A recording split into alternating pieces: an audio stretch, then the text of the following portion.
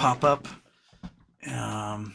Okay, and there's like 9 million comments because I set this thing up 6 hours ago. Oh, wow. Okay, all right, here we go. All right, hey, everybody. Welcome to Houston with a Problem. It is after dark. It's late night. I've got a special guest. I got Randall Cornett. He's going to lay onto us all the big brain fixins of what's going on with the banks. And I'm so excited to have him here. And I'm so excited to have all of you. It's after dark. It's Friday. It's Good Friday. Don't you people have things to do? But anyway, I'm just going to go right into it and throw in our intro and bam.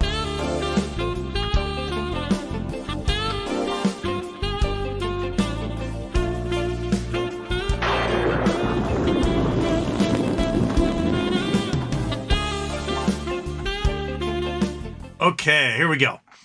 That's off. I'm going to turn that. Okay, all the intros are off. We're good. All right, welcome, Randall. I'm so excited to have you on here. What's going on? Thank you for having me. Man, yeah, I seriously, I raced in the door, set up the Zoom, all in like the last 5 minutes. My brain is kind of scattered at the moment. I know how it is, man. I know how it is. I live on the edge constantly. Yes. So thank you so much for being here. I'm sure we'll have tons of questions. There's already tons of questions in here because I set this up at like 3:00 today. So there's just too many. Yeah, I got thinking going back to 3:50 p.m. That's good. I'm glad people are interested. Yeah. So your big work was that everyone seems to know you for is working on the ISDA Phase 6, sort of letting everyone know that the requirement for this collateral that would be needed for institutions and banks, anyone else that does $50 billion in derivatives or more or above is going to go up. And it's going to make doing a lot of these swaps that they've been sort of stringing along their liabilities with a lot harder to do. 100%. I think the big thing is too to understand, like when we talk about like ISDA and Phase 6 and swaps. I mean, there's a lot of different things. There's a lot of moving parts that go into all of that, right? And yeah. So you have a big game of a bunch of professionals that are playing this. And at the end of the day, it's when I started researching this, it was very hard, and that's kind of why I teamed up with Bigums, because I'm like, hey, this seems like I need somebody else to help me tackle this, right? Because there's just so much information that's there.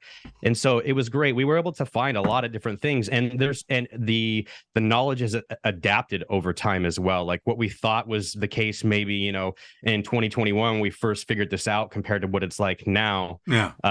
It's just way different. And like I was telling you before we started on the call, like Phase 6 with the banking, it's a combination of a lot of things, but I kind of just honed down into Phase 6. So I'm happy to discuss that and even talk about some of the intricacies that maybe other people haven't seen or haven't been explained. So we got time. Let's explore it all. Great.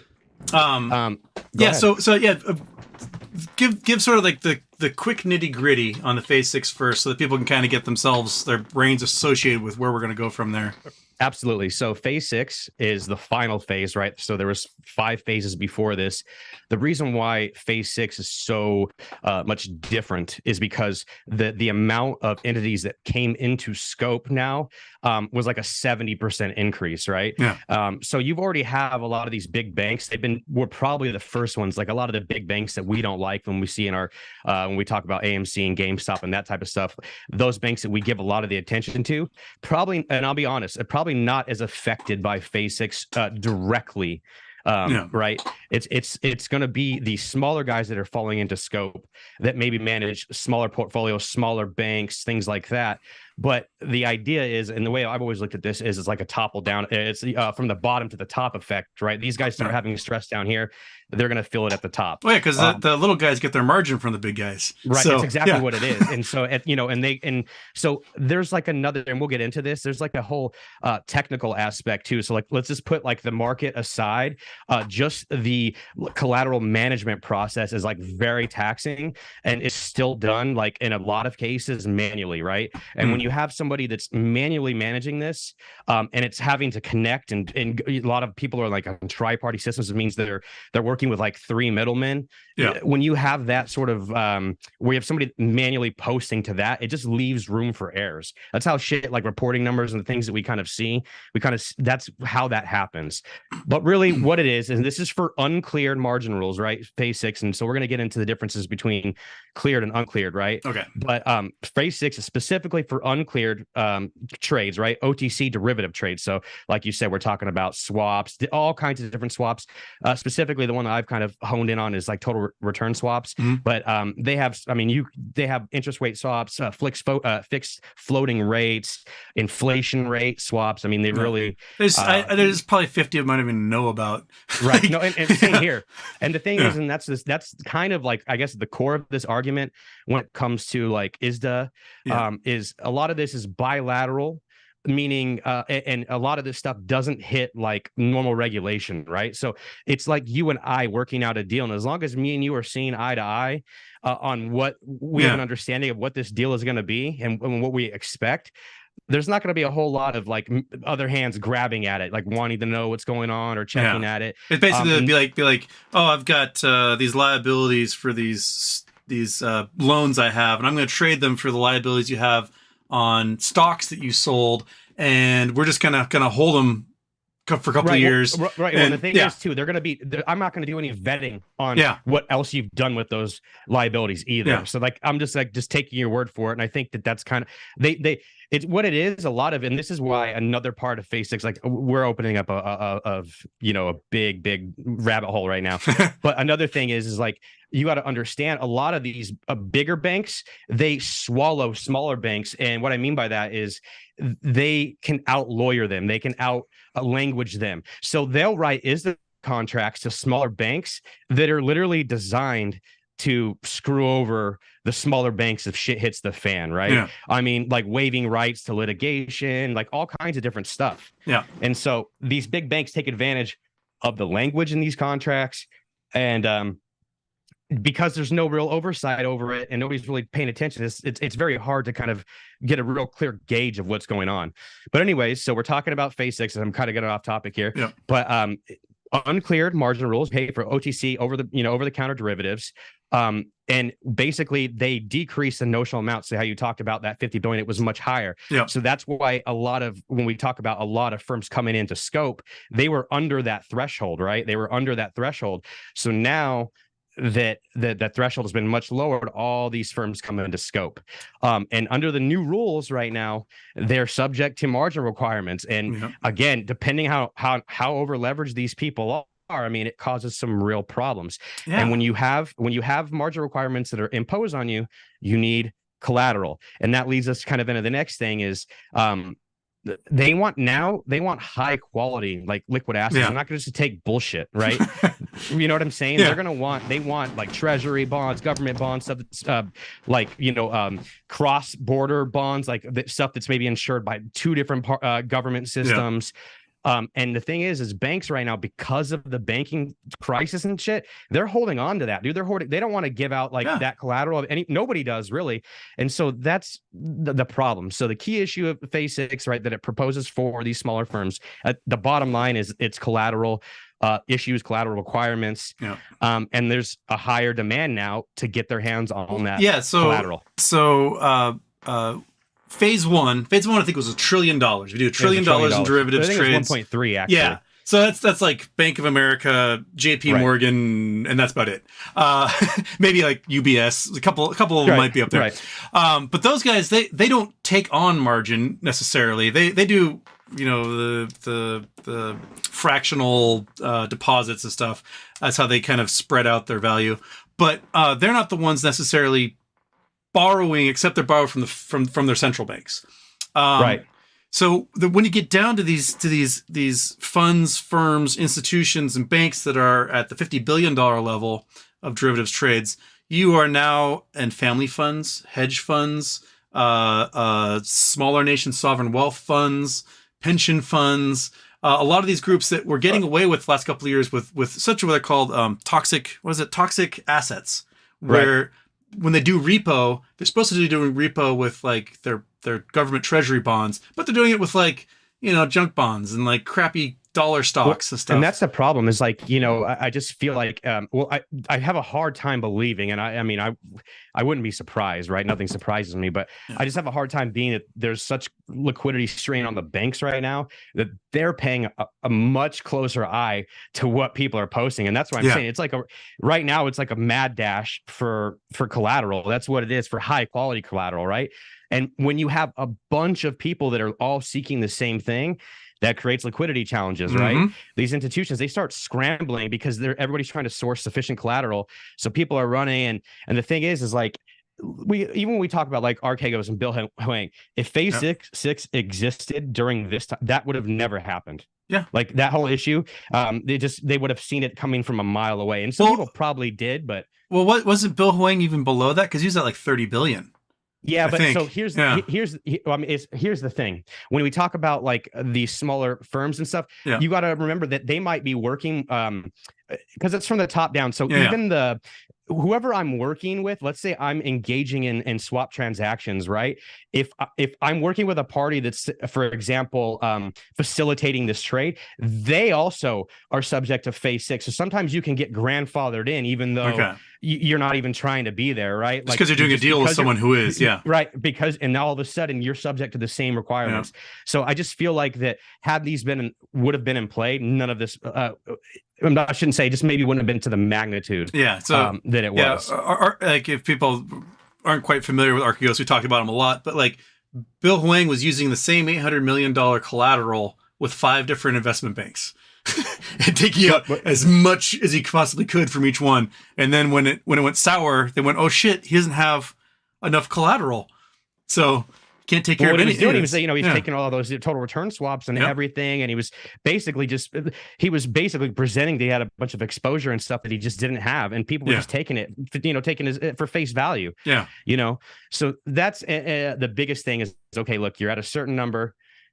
Now that if you're doing a way around, if you're doing swap business or business in the derivative market, you're going to be subject to these collateral requirements. And in the spirit of being transparent here, I can tell you what I would do if I was in these banks. How I would try and get around it was I would try and spread my funds across multiple different broker dealers, basically, to stay. So try and keep this one at 25 billion, this one at 25 billion, this one at 25 billion. But the thing is again, how I post and report collateral to party X and Y could be completely different than how I report it to party Z. Right. So again, it's just, and you have somebody that's manually doing this, it just comes to fucking major issues. So we were talking about high quality collateral. I mean, we can touch a little bit more on that. Most of that is going to be like what you said, government bonds, sovereign debt issued by stable. And then I have to say stable credit worthy governments, right? Not Lebanon. Not Sri Lanka. That's not going to be, a lot of people think that we're that corrupt, and the government is that corrupt, but again, they're trying to protect money at the end of the day. So they're not going to take on bullshit. Right. And at the end of the day, we can also just print, and other nations don't necessarily have that ability. So you have, supranational bonds, which is like debt securities by supranational organizations like European Investment Bank. Those are going to be your big banks, like the World Banks, things like that. So they'll take that. They're going to take agency bonds, right? Bonds issued by government-sponsored enterprises, agencies, things like that. And then obviously high-rated corporate bonds. Those are something that they'll take. Right. But all of this, again, is because you have everybody that's needing these now. There ain't enough to go around. Cash is one thing they'll take. Right. And they'll take cash. And then central bank reserves. That's like another. It really goes. It's a large list, but all this stuff is like it's not easy to get your hands on this. And the last one would be gold. Right. And precious metals. So any of those, that's going to give you collateral that they'll accept. But again, how easy that is to get, especially on larger scales when you have multiple people having to go and do it. It's a big thing. And with phase 6 too, I want to explain, a lot of people don't know this, but there was a delay. It was supposed to actually be the September. So it happened last year of 2022, but it was supposed to be 2021, but they got a year. COVID kind of delayed everything. It stopped it kind of in its tracks. But that's the first part about it, right? That's, I guess, a good understanding where I feel like people should understand what we just said. There's questions, we can go over those. And if not, we can go on to the next section. Yeah, just before I came on, I was messaging you, trying to read like the 3 messages that I could while I was trying to get ready. And someone messaged me saying that their bank sent them a notice today that if they're willing to invest or deposit $25,000 or more, that they can get almost 6% interest back. If they hold it for at least a year, because that's just telling me that these banks need liquidity. Well, yeah. Well, the thing is too, it's they need liquidity for a couple different things, right? Because when they're not able to use that cash, hypothecate, start going out and using this to play the game, they aren't making any money either. And then they're in a position where, again, there's a fear of bank runs, liquidity issues, things like that. They're not in a position to really loan out the cash either. So they're going to do whatever you can to take that money. And that's the scary part. Is again, I don't really like fear mongering so much, but it's like, hey, if you had $2 million in the bank, which I don't know, I mean, I'm sure there's some apes and shit to do, but and you were to go and withdraw that, some alarms are going off in the bank. You know what I mean? You're going to have the president of the bank walk out, and he's going to be sitting there talking with you, trying to, Yeah. Because, they're going to be like, well, shit, to make that $2 million, I have to sell a whole bunch of fixed rate mortgages from 2 years ago to somebody on this derivatives market to get the cash, but those are only worth 40% of what they were. And then like, oh, we cannot admit that on our books. Oh, shit. We talked a lot about on my show about things like these Chinese real estate bonds, municipal bonds, stuff that's just not getting paid. And every once in a while I see a Bloomberg terminal screenshot of who holds a lot of this debt, and it's a lot of banks. With Evergrande, it was $44 billion just by Royal Bank of Canada alone, which is 6.5% of their total claimed assets. It's absolutely crazy. It's never going to get paid back. They're never going to get a dime out of that. But they're not admitting it yet. It's been 2 years, they haven't gotten paid squat, and they're still just holding on their books like, oh, no, it's fine. It's cool. Because if they go, we don't have it, and we're never going to get it back, we got to write it off, all of a sudden, they shrink 6.5% in their total assets and might be a bank run on that's what's going to happen. That's exactly what's going to happen. But see, everybody's trying to protect their own ass right now. You know what I mean? So it's like they're not in any rush to shed light on that situation, because again, that's going to start a big issue. And there's a lot of things that are probably like Evergrande that are across like other channels, other venues and things too, that we're not even aware of yet. And again, it's sad, but part of me understands the game, right? Because it's like I know that, like, obviously greed, mismanagement, fucking the all of it, right, has put us where we're at right now. But at the end of the day, I don't know if I'm in a position where I'm like somebody that wants to see all this collapse and fall over, because I don't think that serves well for any of us, right? But I like the idea, and that's why even phase 6 to me is, hey, at least there needs to be some transparency. There needs to be a regulatory body. It doesn't need to be the wild, wild west. And I understand that a lot of this opens up to, corruption, but there has to be some sort of guidance, some sort of, where people are following the path, like some sort of rule book. Because if not, then, it'll be the Wild West. So somebody has to be at the top of that. Who can't be bought? Who's not going to be corrupt? I mean, that's a whole different discussion, right? But it can collapse on its own eventually in a way that no one saw coming, or it can collapse and we go, okay, we know it's going to collapse, but at least we've got framework now to rebuild from.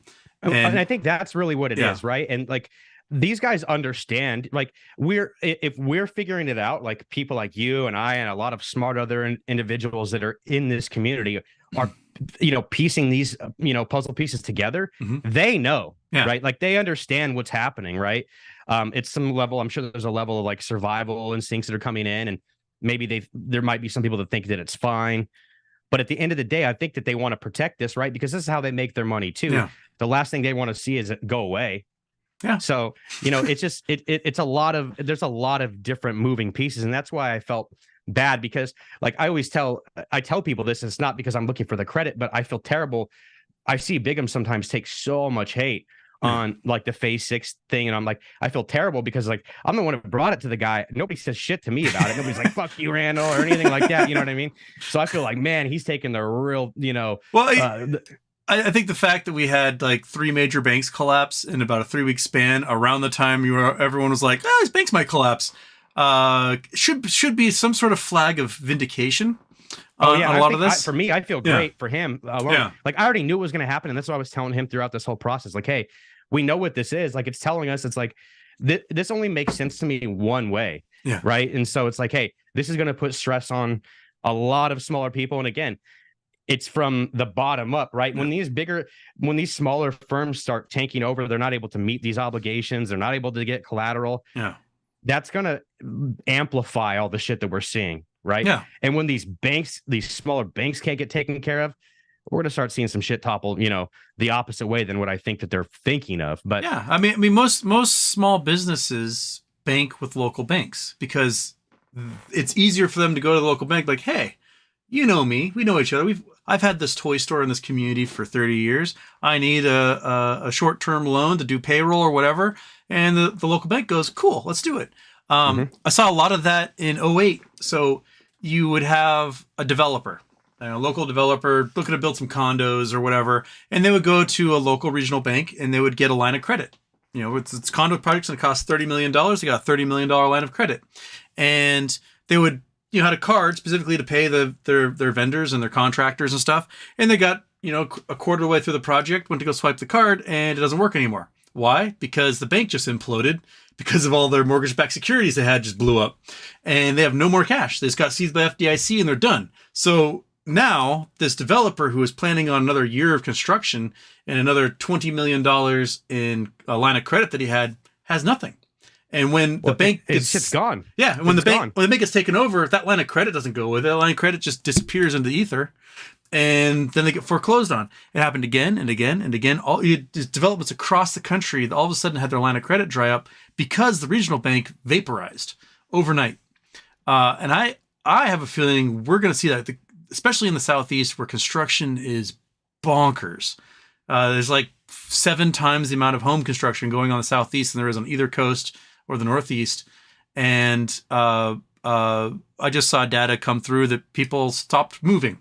Like, there was a bunch of migration during COVID, and they just stopped all of it. Everyone's just like, well, I'm going to sit where I am because I can't afford to take this on.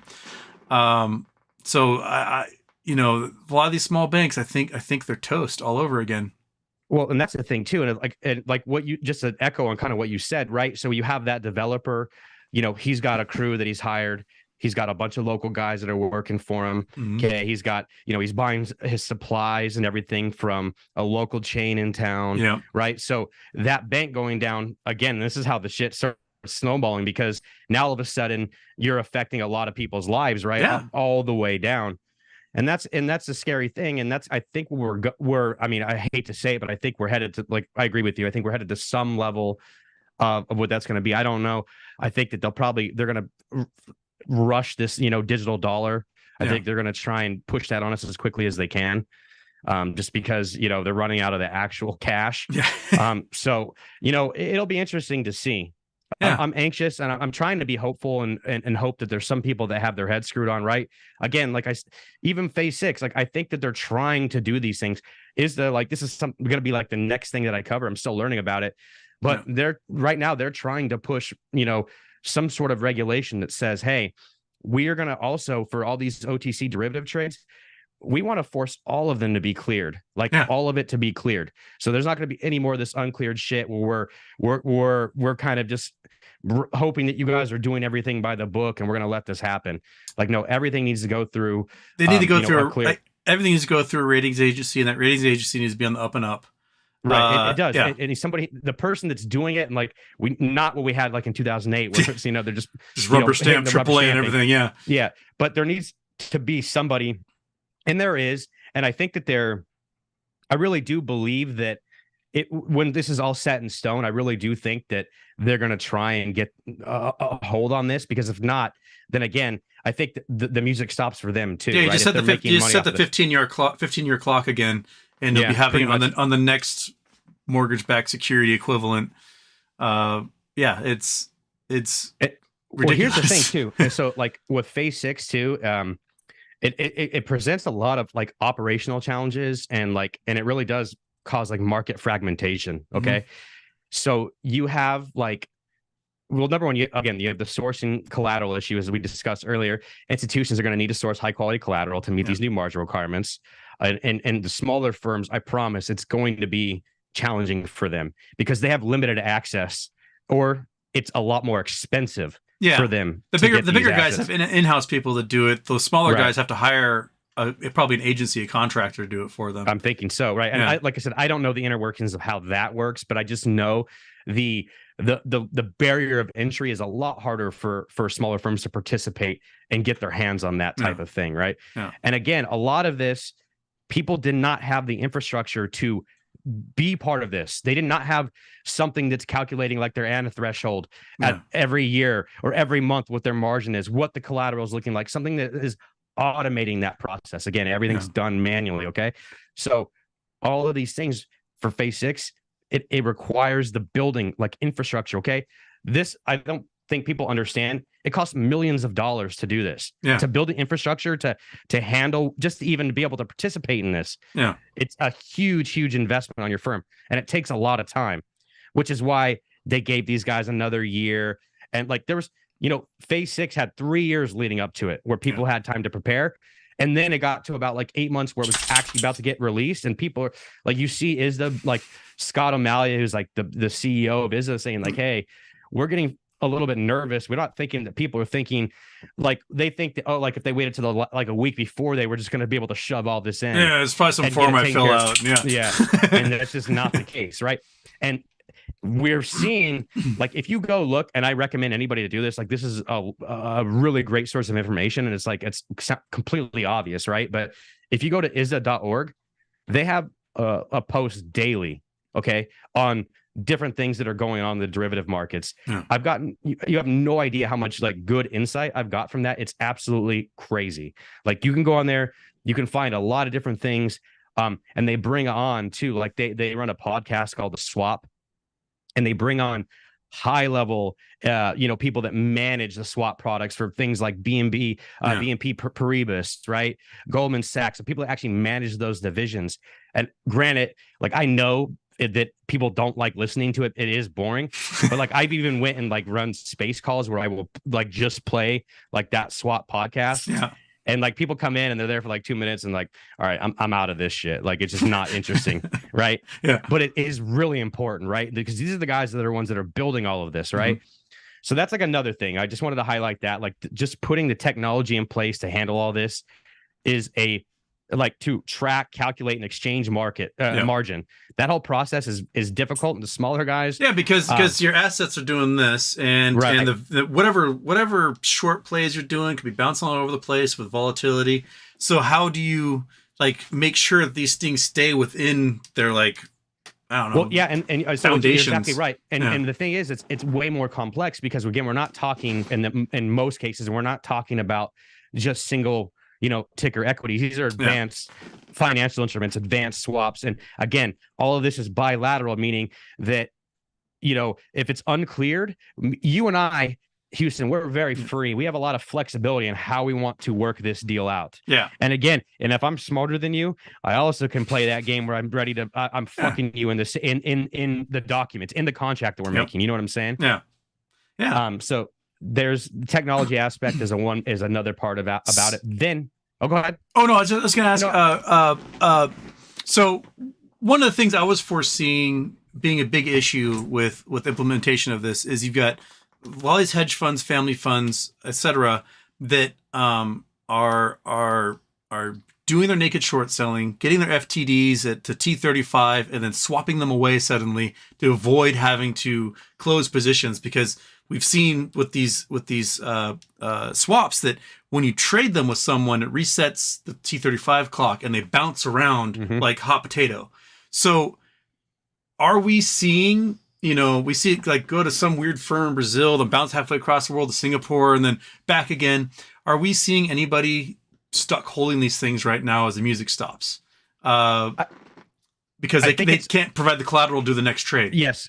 So that's what's gonna happen, right? It's gonna be somebody that's gonna get caught with their pants down. And again, this is not moving at like some rapid pace, right?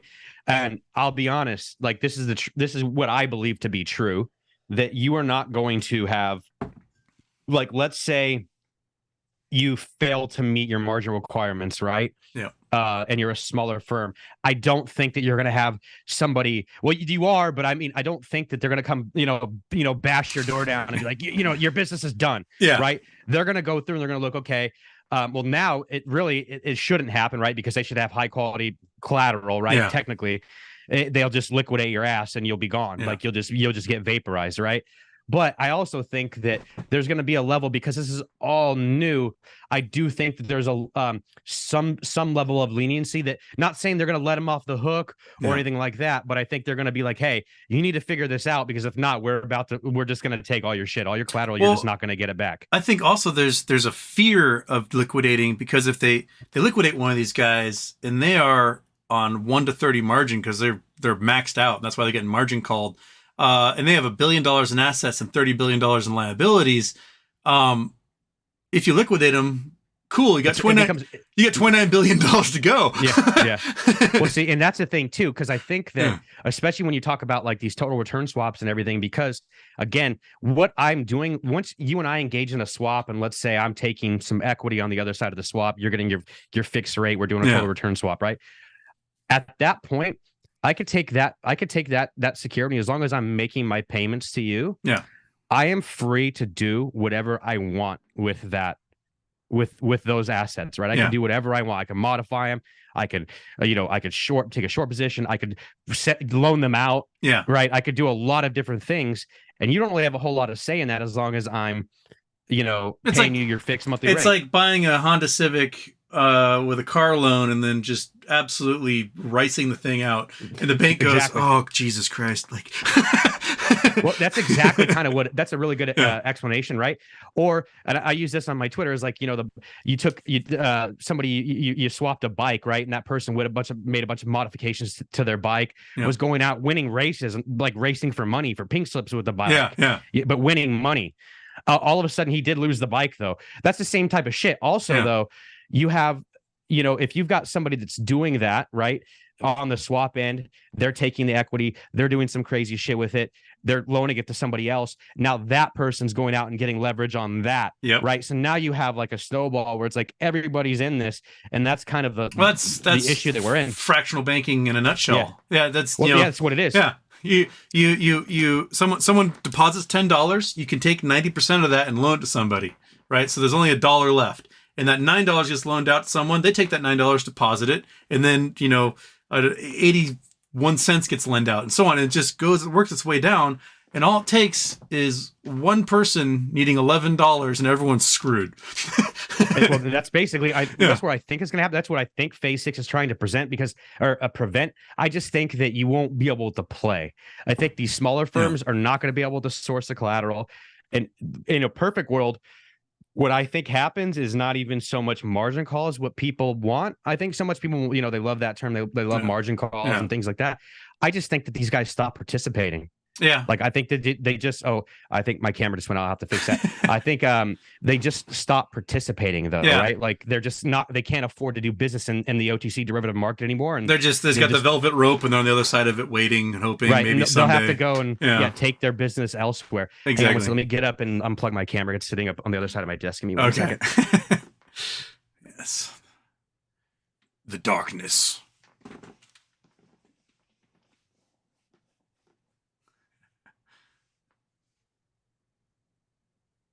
I had camera problems quite a few times. I kept freezing, and then I couldn't figure out why.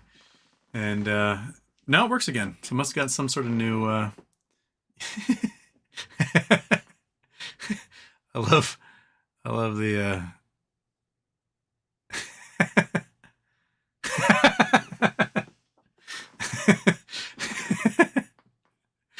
Oh, this is fantastic. There we go. And I think it's back. Excellent. There we go. Sorry. All right, we got a lovely shot. Random picture from 2022, just in a tank top, going. Oh, really? Yeah, it just popped up. I don't know what it must have been on the card or something. Yep. Okay, so let's see here. Now we've got, let me see where I was at here because I had a couple of notes. Oh, yeah. So I wanted to talk to because I did want to stress this too. So we have the technical aspect, right? The actual infrastructure Yep. of building that infrastructure, the cost to that, right? Which again is putting stress on these smaller banks, right? Because it's expensive to do. Yep.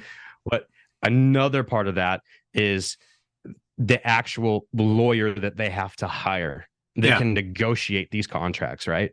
So you have to put somebody on retainer. You have to, hire that understands like ISDA law. Yeah. Right. So that's a whole other. And then there's the commission and exactly. And really, so you're introducing a lot of different parties. And again, this is not something these smaller firms are prepared to. They've never had to deal with this. They're going to be happier just to be like, well, I guess we're just not going to do swaps. I have to figure out a different way to shuffle this stuff around. That's pretty much what's going to happen. That's what I think is going to happen. Right. Yeah. So I see if that's the case, like this giant balloon we had in margin during COVID, the numbers were ridiculous. Like in 2020, they went from 1 trillion to like $7 trillion in margin that was being spread out. And that was a lot of retail investors too, playing with margin that they just discovered they could do in their brokerage apps. But if all of a sudden that liquidity disappears, then the only way we're going to have the market stay up here is through stock buybacks. And a lot of those stock buybacks are being funneled through corporate bonds. So if they can't get the corporate bonds, they can't do the stock buybacks, how is everything going to be shored up? Your guess is as good as mine, brother. Like honestly, that's the one part of this. But I think that's kind of circles back to I think what everybody's saying is like, yo, this is not lining up. Yeah. Right. I mean, and we could see this right now from a mile away. So there's going to be, I think, some level of like, there'll probably be some firms that are okay that I think are prepared or have bigger people that are following them. Because I think, again, how we were talking about at the beginning of the show, that some of these smaller banks, how it can trickle up. I think that some of these banks will try to ensure that, if it's going to affect their bottom line, they're going to try and make good or try and at least assist some of these companies so they don't just we saw that with JP Morgan and First Republic. Like they've just been dumping money on them, hoping to save them, because First Republic was like SVB, like 80% of their deposits were uninsured. So if there was a run, that's that. Like they disappear. Let's talk reverse repo. So we know the banks have a couple $1 trillion in cash that they've been told like, don't play with that. And that's kind of leading to some liquidity crunch we have right now because we're trying to reduce inflation. But the banks keep getting more cash because they're putting it into this reverse repo with the Federal Reserve and getting 4-5% back. So it just keeps growing and they have more participants. Well, the thing is too, it's like the banks are actually pretty well. Like at the point when I was really learning about the reverse repo is like, hey, look, the bank's got a lot of cash at this point, and they're not going to keep they'll take funds that will come in and they will push them and they'll say, hey, go buy T-bills, go do this, go to money market funds. But the problem is because what they want to invest in is something that's the money's going to be secure, which is T-bills, right? Yeah. But the problem is if people can't get them, where do they go to get T-bills? Reverse repo, right? That's where they can go and get them. So I think that banks are flushing people to, there are pushing people there because the banks don't want to take on any more cash at this point too, because the more cash they have, that it starts affecting the insurance on everything that they've got rolling. So they're in a unique position as well, and I've been paying attention to repo. I used to pay attention to it like daily, where it was like, that's all I was focused in on. And then I'm just like, okay, there's so many other, there's just a lot of different pieces that are going into this. You know what I mean? You can kind of get lost in the sauce. Yeah. Yeah. And so we've sort of a battle going on, I think at the Federal Reserve level, where we're trying to keep this cash from going out by using the reverse repos with the banks because we just gave them too much during COVID. And then on the other side, they're desperately trying to keep the market as like trading sideways as possible. They want that SPY to stay at 400 and not change. And so we see like the plunge protection team buying up securities. And when the banks dropped in March, we saw that climb again. They're like, oh, we're going to do this quantitative tightening. We're going to sell off our securities, and we're going to, bring the price of stuff down. And then it went too quick. They went, oh shit, and they bought up a whole bunch, and they pop back up over $8 trillion again. And so we've got it's like they're speedballing the entire economy. They're taking their uppers and downers, and I don't know what their end game is. Like you can't have a soft landing if you just like crash into the side of a mountain. I don't know like if they just have two different sides doing two different things, basically battling each other, or if it's a concerted effort. Well, I think it's. I mean, I think it's. I think it's both. Yeah. To be honest, I mean, here's what it is, right? Like, see, when you have such large scale use of the repo operation, like this repo period, like you have bonkers compared to anything else I've ever done before. Exactly, yeah. But a lot of it too, I think, when there's a lot of activity in there, you kind of create like you're creating artificial demand for basically like government securities, right? Like short-term stuff, because people are just trying to put their money in the safest place. It's not going to have too much, issues. Yeah. And then they rely heavily on like short-term funding too, which encourages banks, to be like, because they're so scared of what might happen in the market, like any sort of market shift or condition could cause catastrophe. So I think it makes people kind of walk on glass there. Yeah. Like it's just they're spinning plates right now and trying to make sure they just stay upright. Yeah. Well, yeah. And then inflation plays another, right, a huge part in it too. Right. And so I think that it just, how we get out of this, like, again, this comes back to everything is like comes together. Yeah. Right. And it's just hard. Like, I don't know how they're going to manage all this. Like there needs to be some sort of structural change there, but I just don't know if they can right now because of the situation that we're in. Right. Yeah. I said that, we were coming to shit or get off the pot time, but I was afraid that they're going to start shitting while getting off the pot. And well, I think that's where we are. The reverse repo, like I always look at it like it's a tool, like it's a toolbox or whatever. Yeah. And the reverse repo is the Fed's best tool, right? Yeah. Like that's their main tool. Like that's the one that no matter what is always staying in their pocket, because really they have control over the supply of money. Yeah. Right. I mean, that's what it is. They're the De Beers carteling it. They're like reducing they know they've got all this hiding back here, but if they just trickle it out and they can maintain that supply of money, and they can just push inflation down, supposedly. Yeah. If they weren't also doing the plunge protection team. Well, that's the thing too. So, and like those assets too that they're buying, so they're going out and they're buying, again, it's almost like the same thing they're dealing with like phase 6 here is like, hey, they want to go out and they want to buy high quality liquid assets, right? So they're going out, they're buying good stocks, they're buying things like that. Yeah. But again, with who knows, like the stocks that they're getting because of how people are playing positions and like the derivative markets and shit, like even if they're buying stocks, like who knows like how like strong really those stocks are, right? Yeah. Because of all the other shit that could actually be happening. Yep. So they're getting propped up on, Lord knows, like who knows? Yeah, it really is. It's hard to say. I mean, just take a stock like Silicon Valley Bank. That thing was 360 day in, day out. It might fluctuate a penny for years. Then all of a sudden, blink. So it was an asset. People have been like, well, this thing's a stable as shit. Like I don't have to worry about this. I can have this in there. And all of a sudden, oh, it's not worth anything, and it's gone. And it's gone. Yep. So, and it was a blink of an eye. Like it's just a day of trading, and it was gone. We don't see that.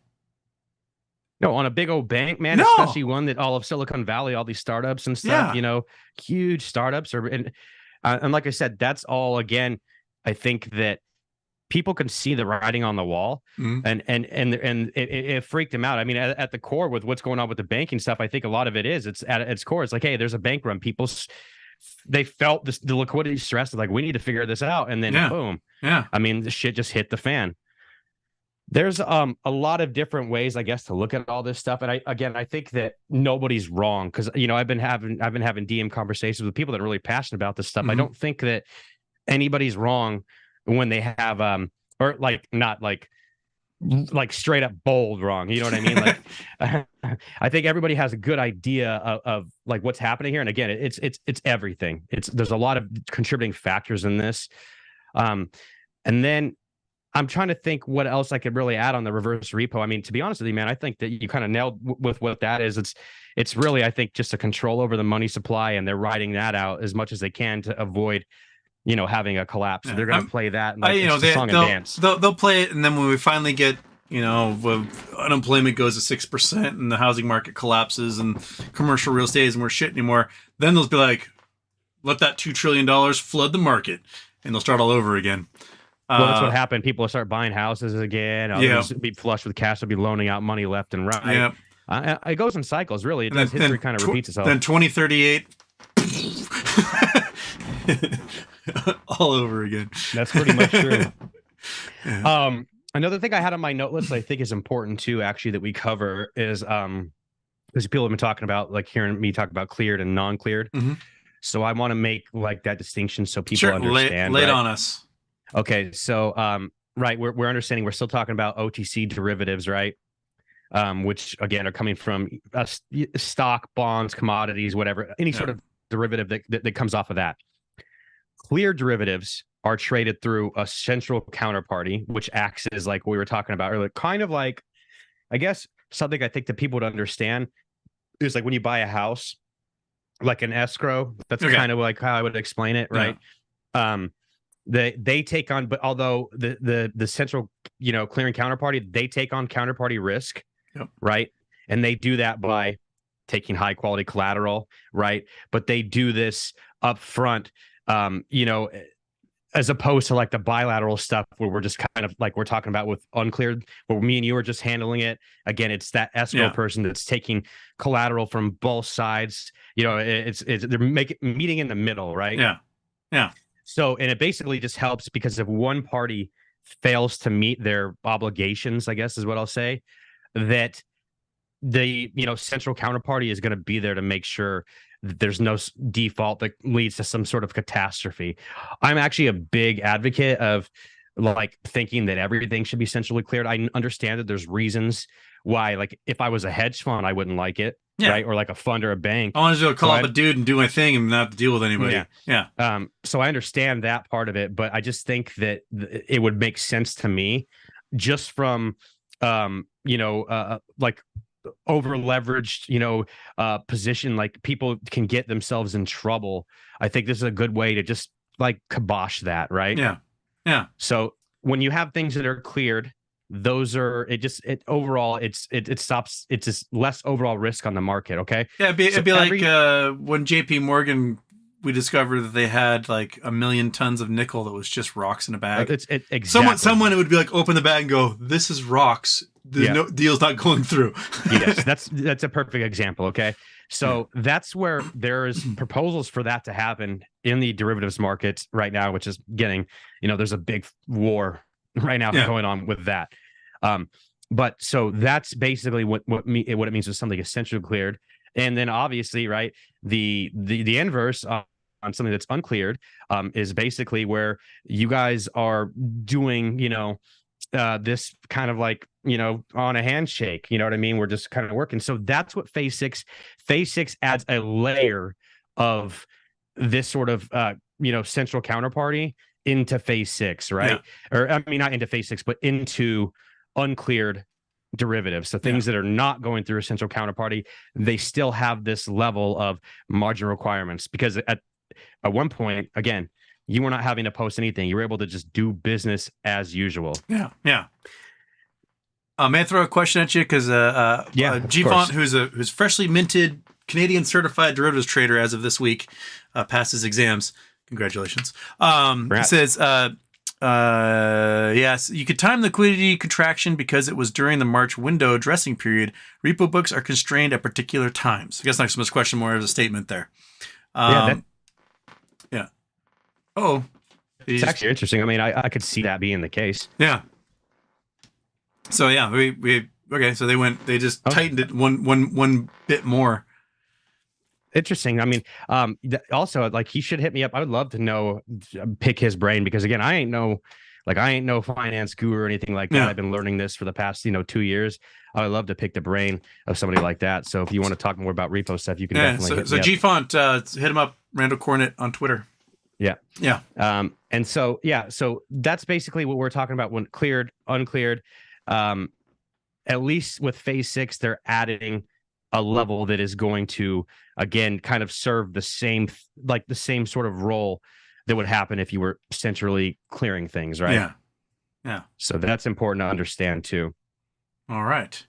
Do you want to now broaden your scope beyond the phase 6 land? Yeah. Okay. So let's go ahead and I mean, what I would like to talk about too, actually, one last thing. It's not so much phase 6, but have you seen? I know a lot of people have talked about like LCH, which is like it's the swap clearinghouse, and that's where a lot of people talk about the quadrillions, right? I'm sure you've heard that. There's like right. enough. There's enough liability there to give every single solitary person on Earth $100,000.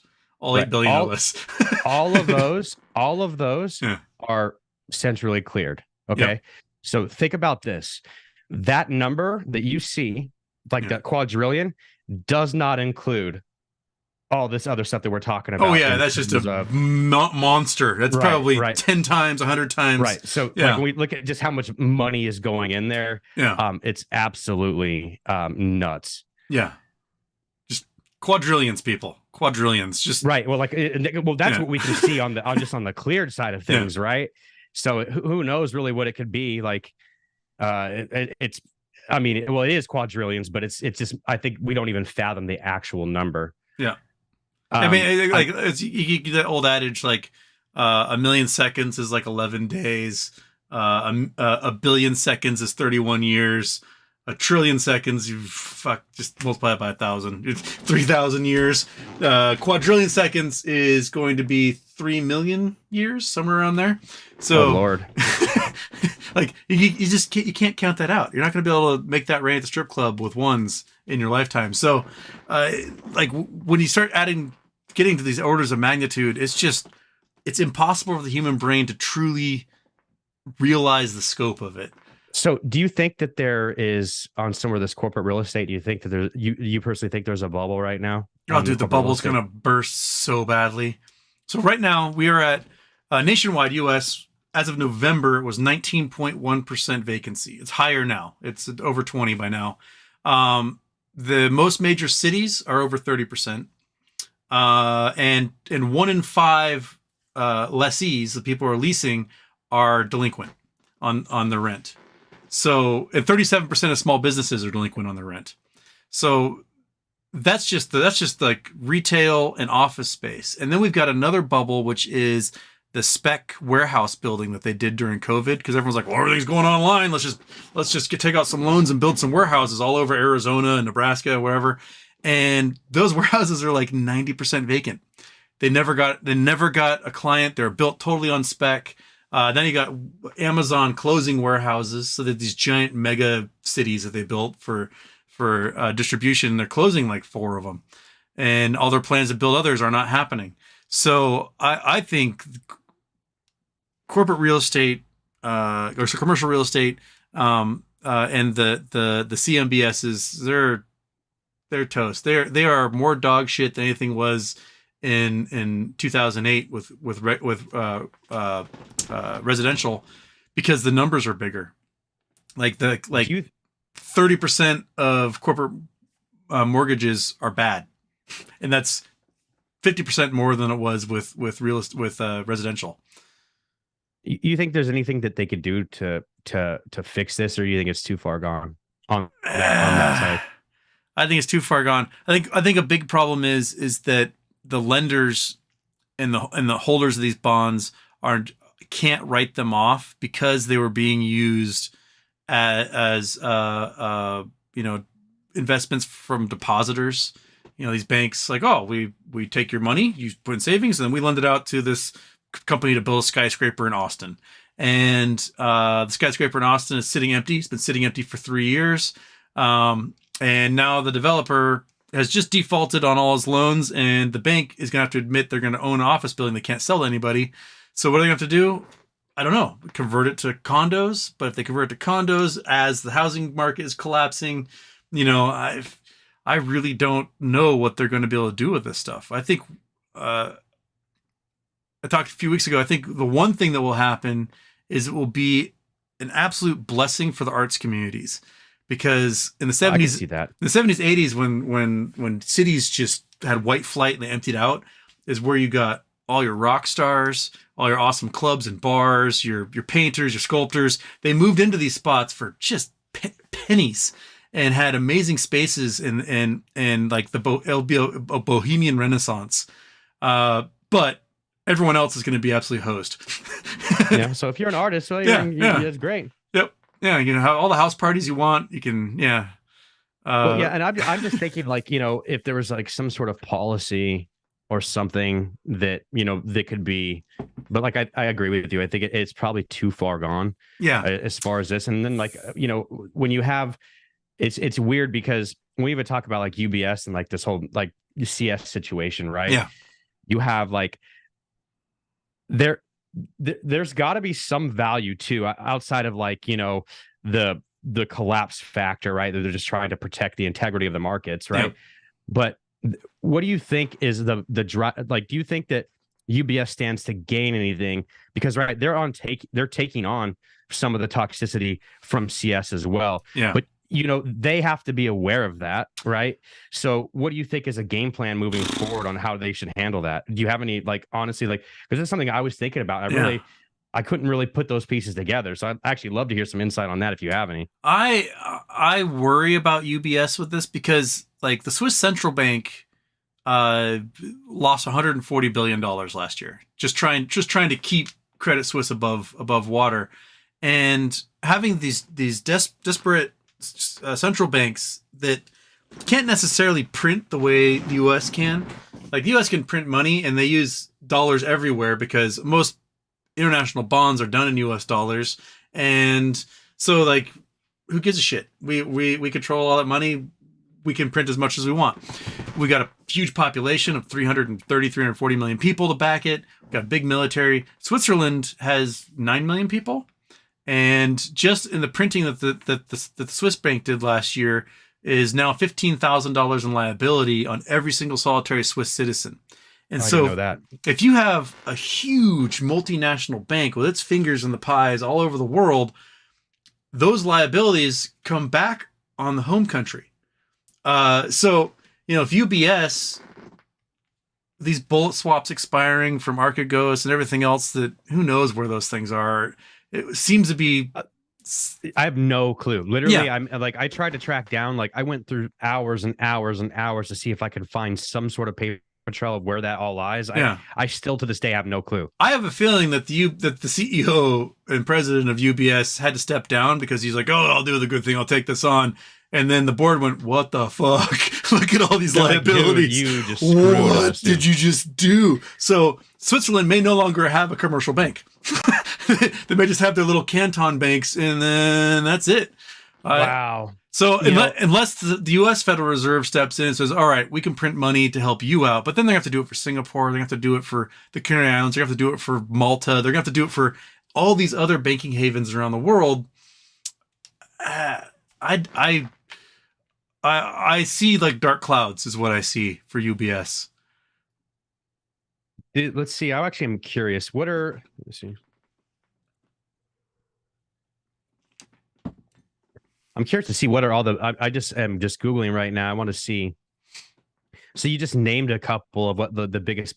I'd like to go and look at some of like the tax, like the reason why some of the countries you just mentioned, I mean, are as far as like banking havens, is it because of, is it all because of tax things? Offshore tax havens, every single one of them. Like, you know, the Canary Islands is what, like 50,000 people, but they've got a couple $1 trillion in banking. So if you're your drug dealer, warlord, Russian mobster, American businessman offshoring his cash, and what are the assets for those offshore places? Because they're not insured. Canary Islands doesn't insure your account. They just make sure that, you know, this government can't take a peek. But if that bank in the Canary Islands is all buttered up with fixed rate mortgages from 2 years ago, your money might be gone if there's ever a run. and I don't know. We'll probably see like ninjas hired to do assassinations of Canary Islands people, like happened after the '97 Asian financial crisis. Have you ever seen those videos? Holy shit! I don't think I've seen those. Oh ones. goodness, there was the Suharto government, Indonesia fell, and they had banking crisis. This also happened across Indonesia, and there's footage of like there'd be a banker at his desk and he's typing away. And there's like a camera, a CCTV camera, and all of a sudden his head's on the floor. You don't see what the hell happened. Like, because some ninja was hired to do assassinations. Like, and that's actually super scary. And I could see that actually happen in some of these ones. I know a lot of, like, some of the guys that I work with are in crypto, and that's like, they're pretty big players in crypto. And I've been trying to like put my ear to the ground and kind of just learn a little bit about how they work when it comes to a lot of those bros are stuff. Disappearing in Puerto Rico. They definitely are. And my buddy actually tells me about it. He's like, man, it's so sad. Like, I knew this guy, and just people are just kind of, like you said, they're just disappearing. Like, and then random cases too, where like somebody was like just walking out down the street in San Francisco and was stabbed to death. Turns out he was like a major crypto, it's the founder of Cash App. And was 10 days after the federal government opened up I didn't know that. Yeah, so it was the founder of Cash App, and 10 days ago, the U.S. government opened up a gigantic fraud investigation into their business, because money laundering is happening like crazy through there. So I think it's very, I don't know, kind of sketchy that it kind of coincided that way. Well, the point I was going to make was that I know that a lot of, like, Switzerland is the place to go. Oh yeah. For like, and I know this is a huge topic too with people, like the tokenized assets, crypto assets, things like that. That's like, they're the only, I think it's called Liechtenstein is the country. Another banking haven right next door. Yeah. Yeah. Is where they are able to kind of start all of this, which I thought was not start at all, but like, that's where all the crypto dudes are going to kind of do all this tokenized shit and all that stuff. It's very interesting to me. What is your background, if you don't mind me asking? I'm just curious. Oh, I'm a professor in physics and astronomy. Right on. Yeah, I've got degrees in geography, geology, astrophysics, and space studies, and very, very, very slowly doing another master's in history at the moment. Good for you, man. Yeah, so I read everything. That's my background. I absorb everything I possibly can. I read all day long. And I read more now than ever, because now that I'm like a niche micro internet celebrity, people send me stuff all day long. I get 200 DMs of things to read all day. So I read and I read and I read and I read. And then I try to have a little 2-hour show and distill what I've read all day long. I love that. I turned off my camera because it shut off, and I went over and read there was a reading on it. It said internal temperature was too high. So okay. The camera. Okay. Well, just a voice in the void. One other thing I was going to point out. So some early DD done in 2021, when sort of this bulk of humanity became aware of these short squeeze plays and of what Citadel was doing, and the payment for order flow and everything, and their conflicts between their market maker side and their hedge fund side, is this offshored money, this money that might be in Malta or in Greece or Cayman Islands or Barbados or wherever, is that they talk about the amount of foreign investment in the U.S. economy is coming from these, bank havens. And these bank havens, a lot of that money is actually from the U.S. being offshored, and it's from a lot of nefarious, the drug lords, the warlords, the mafia guys and whatnot. Traffickers, corrupt politicians. And that stuff is getting invested back into U.S. hedge funds. So there was connections between Citadel Securities and these offshore anonymous large value accounts in places like the Cayman Islands. And I do wonder, like, what will become of a lot of these hedge fund guys who have taken, their $100 million, $1 billion or whatever from unknown, faceless little Cayman accounts. What happens to those dudes when they lose all their money? Like, if that is the plot of Casino Royale, but like, what does happen to them? Like, you gambled away their money, and they are a very scary warlord in the Congo. And no, I honestly like. I don't think that's like. You're never out of reach for like. I think for people that are like that. Yeah. And that's a whole other scary thing. Again, though, I think that really comes down to, man, is like, the dollar will make you holler. So it's like you're willing to take on that risk, right, for that money. Yeah. The big thing with all of this is like, and this is why I think, Citadel is like they're all terrible. I know we put our focus on Citadel. Yeah. I think that really what this all comes down to me, and I think history repeats itself, a lot of times these guys just get too greedy for themselves, right? And that's what happens.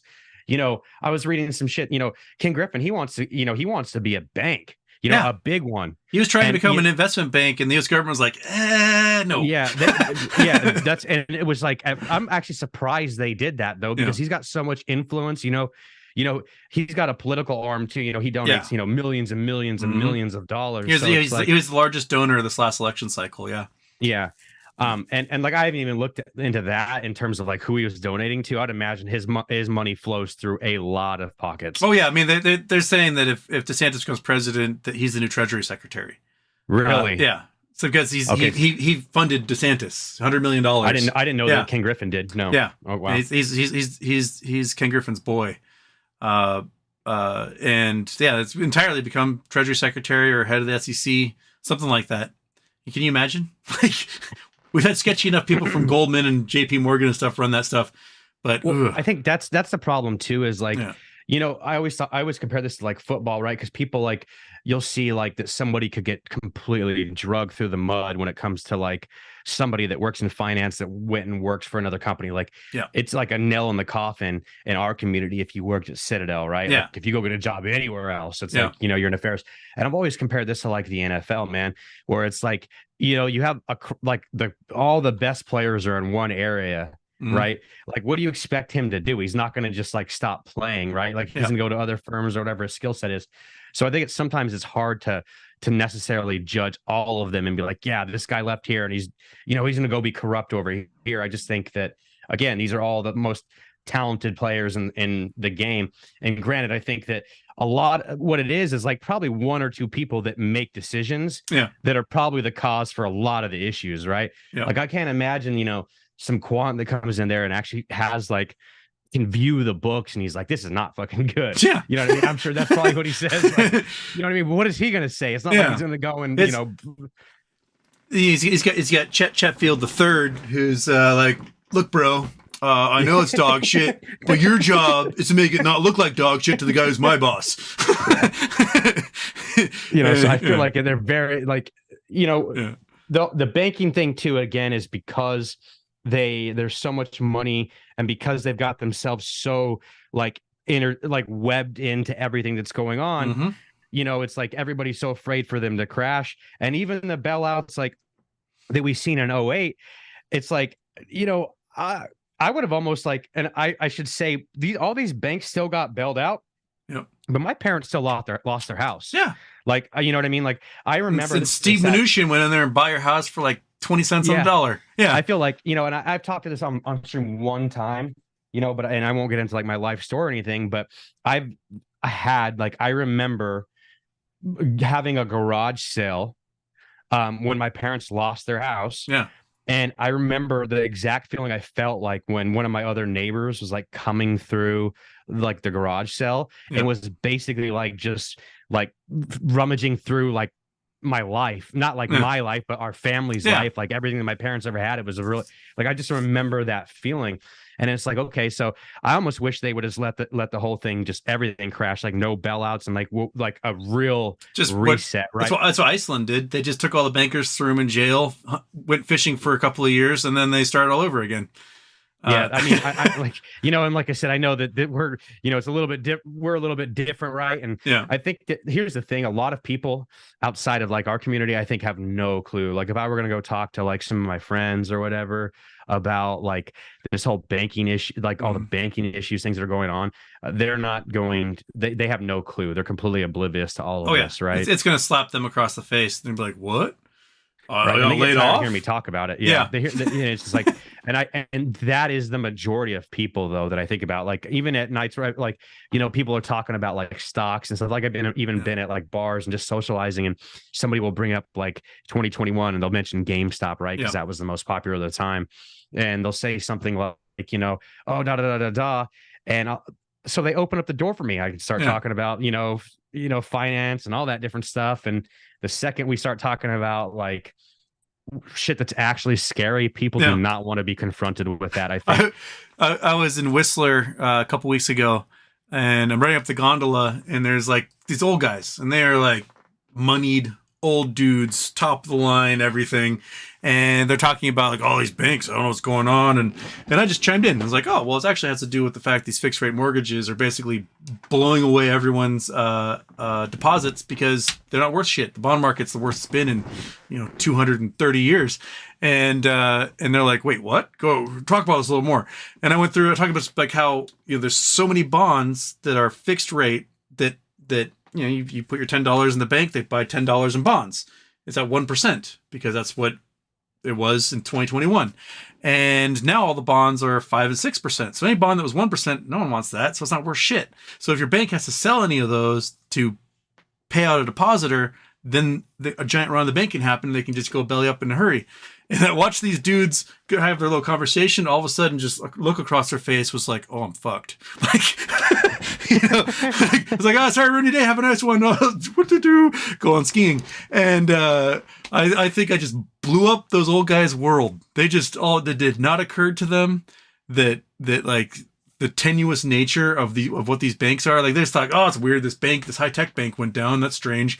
And they explain like, "No, that's all the banks are on the precipice of that right now." And I think I ruined their vacation. Oh well. I have I think that it's funny because we have like you and I have pretty good views. It seems like you basically have spent a lot of, I mean, I have too, but I'm curious. You've spent a lot of time, the majority of your research. Do you kind of just dig into what comes across your desk, or do you have like a set focus on kind of what you're trying to focus on? I actually let my viewers set my focus really, because like before I became internet known, I'd have to search all this stuff myself. So I would spend way more time on Reddit than I do now. Right. I spend almost no time on Reddit, but I would read everything that came across. I'd do the search. Now I have these 21,000 viewers that send me things, and that are like some of them. Sometimes something big comes through. I'm like, oh, there's 40 messages all sending me the exact same article. Well, okay, I'll just thumbs up, get through there. But then I get really interesting stuff because there's a viewer who's was a mortgage broker in Miami, so he sends me all sorts of real estate things that I otherwise wouldn't see. That's like industry specific, and I can like, oh shit, like Miami is having a huge problem, or Florida's having a huge problem with insurance rates, and now people can either like pay their hurricane insurance, which is $1,000 a month, or pay their mortgage, which is $1,000 a month. They can't do both. And so the next storm that comes through is going to wipe Florida off the map because no one's going to have insurance.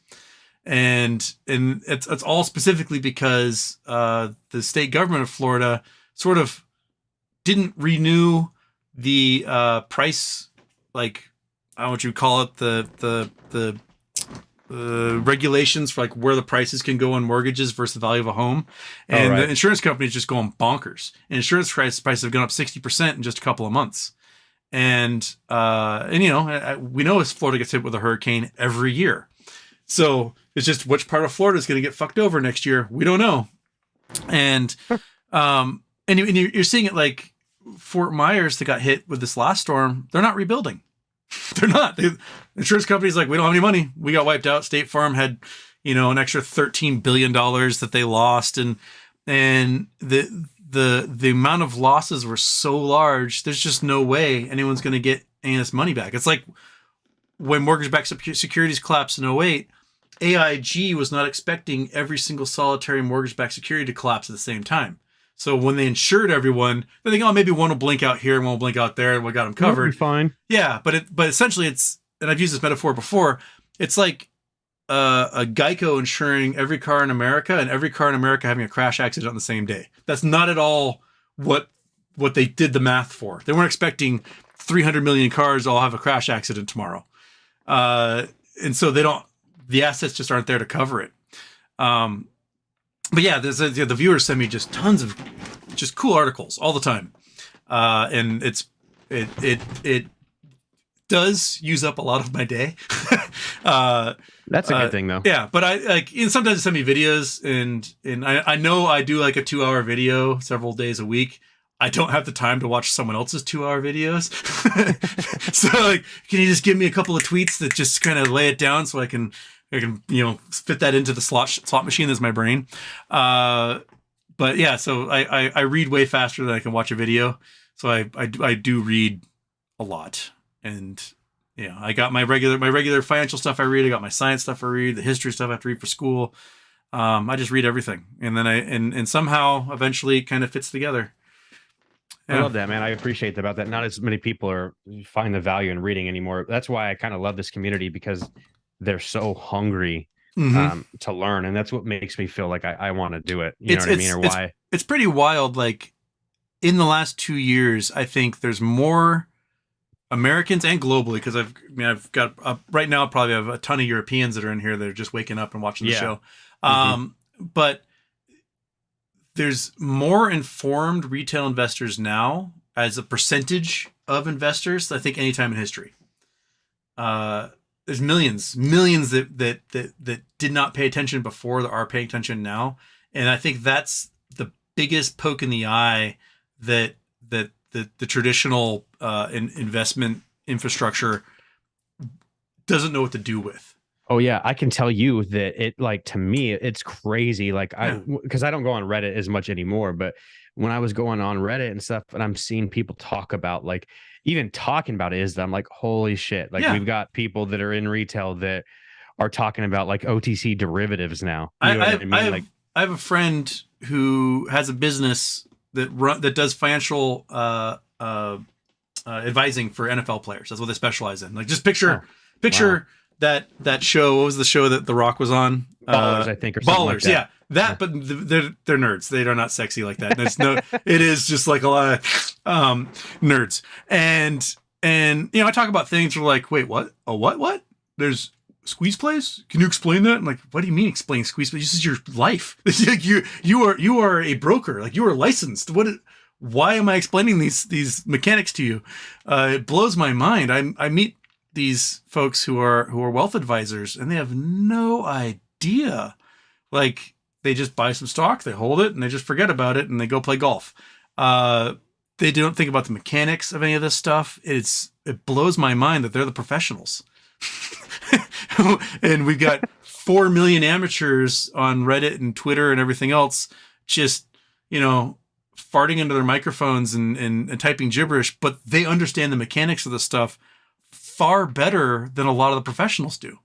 I talked to, it's so funny that you're saying this. My uncle, he works for an investment bank. Like, I didn't even know this. Like, I knew that he was like a banker or whatever, but I didn't know really like what he did as like as I was a kid growing up. And I just seen him this last Christmas. It's been a long time, years since I seen him. And I seized the opportunity. You know what I mean? Like, I was just talking about all the corruption. I had brought up ISDA and stuff. And he was like, dude, I have guys that are out of college that have degrees that are 20, been working for us for 6 or 7 years. Yeah. That have no idea what ISDA even is. Yeah. Right. And I'm like, are you kidding me? And to the point where it's like me and him started talking. I started blasting him so much. He's like, bro, I didn't come to the family outing to get roasted. You know what I mean? And like, I had to walk away. But it's just funny because, we are on our shit. Are you familiar with, this is kind of a good transition because we're talking about banks and everything. Are you familiar with the trends, like basically LIBOR going away and the switch to SOFR? Okay. Yeah. For those who don't know, so LIBOR was the London International Banking, whatever it was. And it set sort of the central bank rates, and it was heavily manipulated. Yeah, for mortgages, bonds, and derivatives, basically. Yeah. And basically it was sort of like people would kind of report what the rates were. They just kind of averaged out, and that was the LIBOR rate. And SOFR is one that actually takes like real time readings of what lending is to set that standard rate. So they moved away from LIBOR because LIBOR was some central banks were just straight up lying. And some banks were just lying. Well, I'm lending at this rate, just trying to like manipulate as best they could.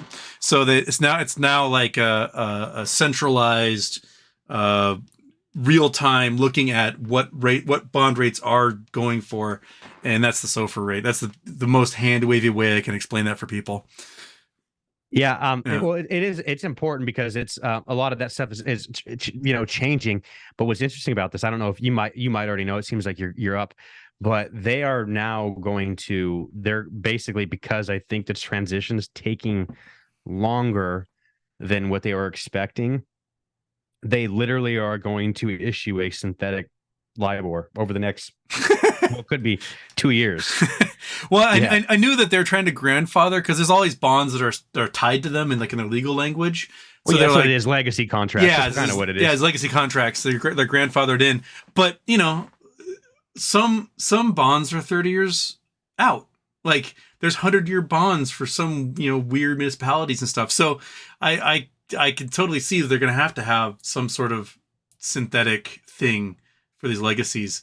But I just picture just being a mess at the same time because, it's like bearer bonds, right? There hasn't been a bearer bond issued since like 1982, but there's still some kicking around because, drug dealers love them. Criminals love them. So you still have to have like a market for these things that shouldn't have a market at all because only criminals use them. But every once in a while, someone shows up with a briefcase full of them and goes, "Hey, broker, what the fuck do I do with this?" And they're like, let me call a really, really old guy and see if he knows. Yeah. So, legacy systems, I guess that's the cancer we're gonna have to deal with. Yeah. Have we got any questions that people are just people kind of just sitting in? Yeah. I mean, holy shit. There's probably so many that, I haven't had a chance to look at anything other than the one super chat that came in. So if you do have questions, people, fire them in here. Let's see here. I still have the one from 350. Okay.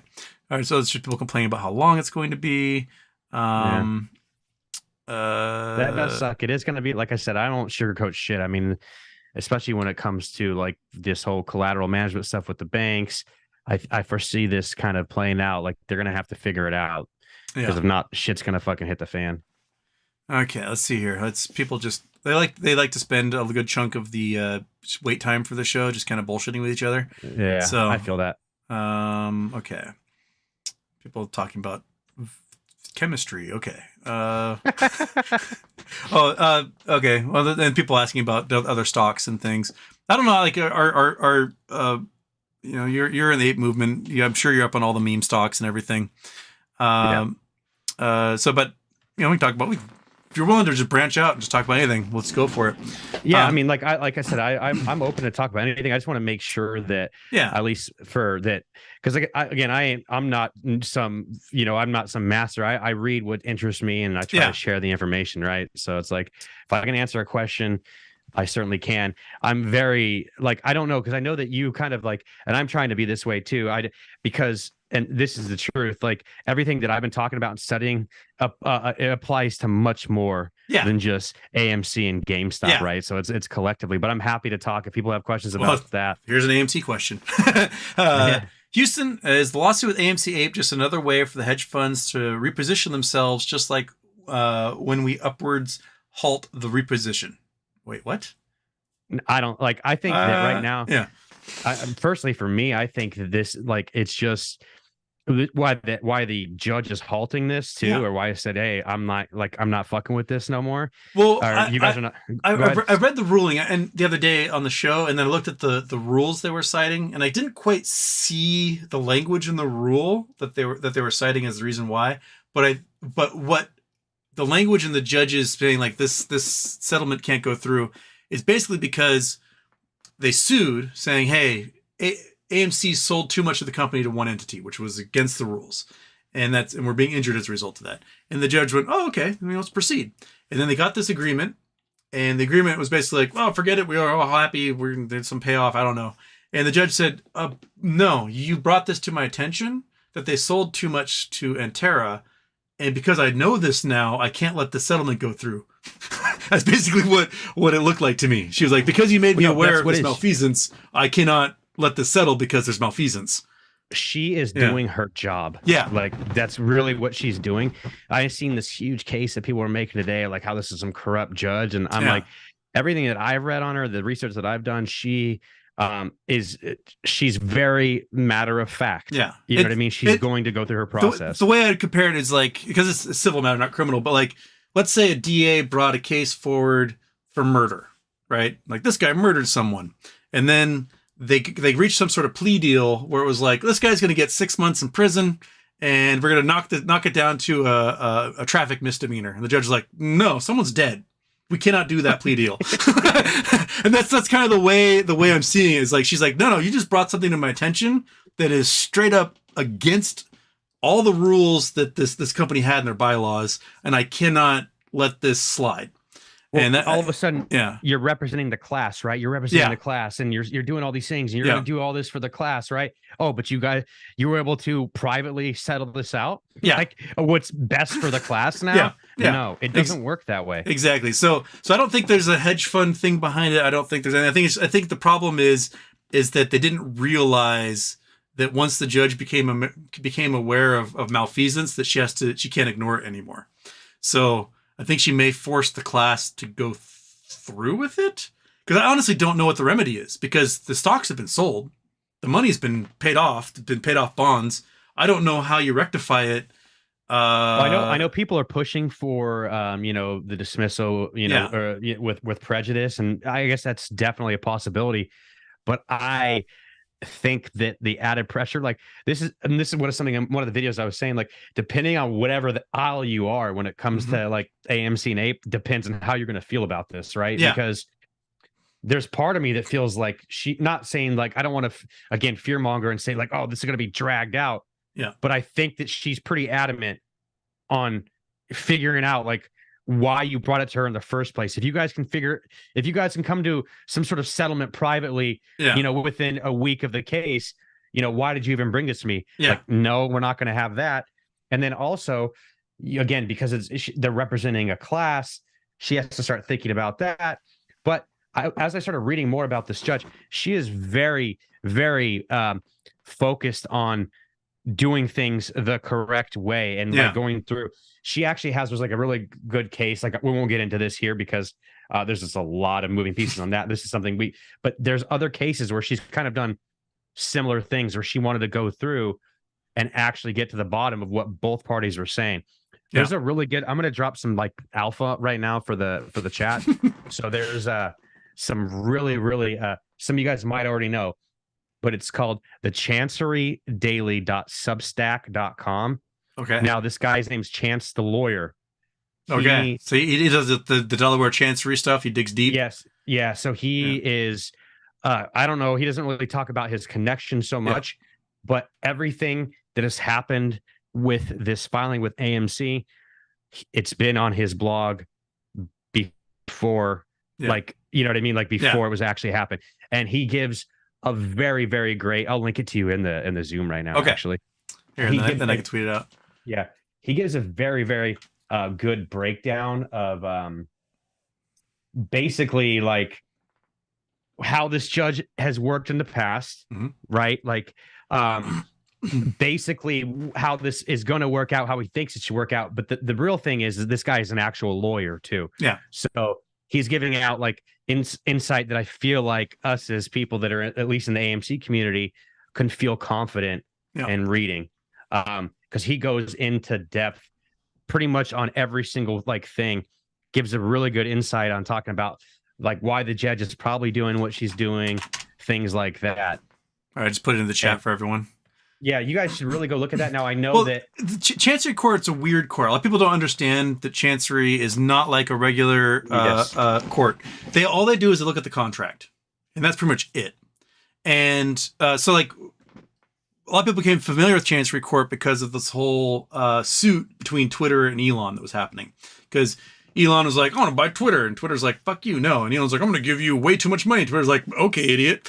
And and then Elon was like, I don't actually want to give you this money. I don't want Twitter. Twitter's like, too late, bitch. So they sued him and took him to Chancery Court. And Elon was trying to make it into this like prolonged process. I'm going to requisition all these conversations and everything. And Twitter's like, no, that's not how Chancery Court works. Like, you signed a sales agreement, and that's all the judge is really going to look at. And the judge was looking at the sales agreement. And he's like, yeah, you got like 10 days to figure this out, or else you're going to be fucked. And Elon's like, I guess I'm buying Twitter. Yeah, pretty much. Yeah. That's why you'll notice too. Like, and you're aware of this, but just for the viewers, you'll go look. A lot of these companies, a lot of these funds, a lot of these banks. If you look at their registration state, everything is going to be back in Delaware. And this is, I think, a big part of the reason, because they are very matter of the fact when it comes to the law. They know contracts like nobody's business. And that's why we were talking about earlier how. Even we were talking about how banks eating other banks. Yep. Right. If they can beat you in the paperwork side, a place like Chancery becomes actually a tool for you. Right. If you can lean on the law and stuff like that. But this is the reason why I brought him up. I'm not trying to like push this dude's shit or anything, but I've learned the most about the case from this guy. Yeah. Mainly because like outside of just reading like the docket and everything, because you guys will be able to go and get all that.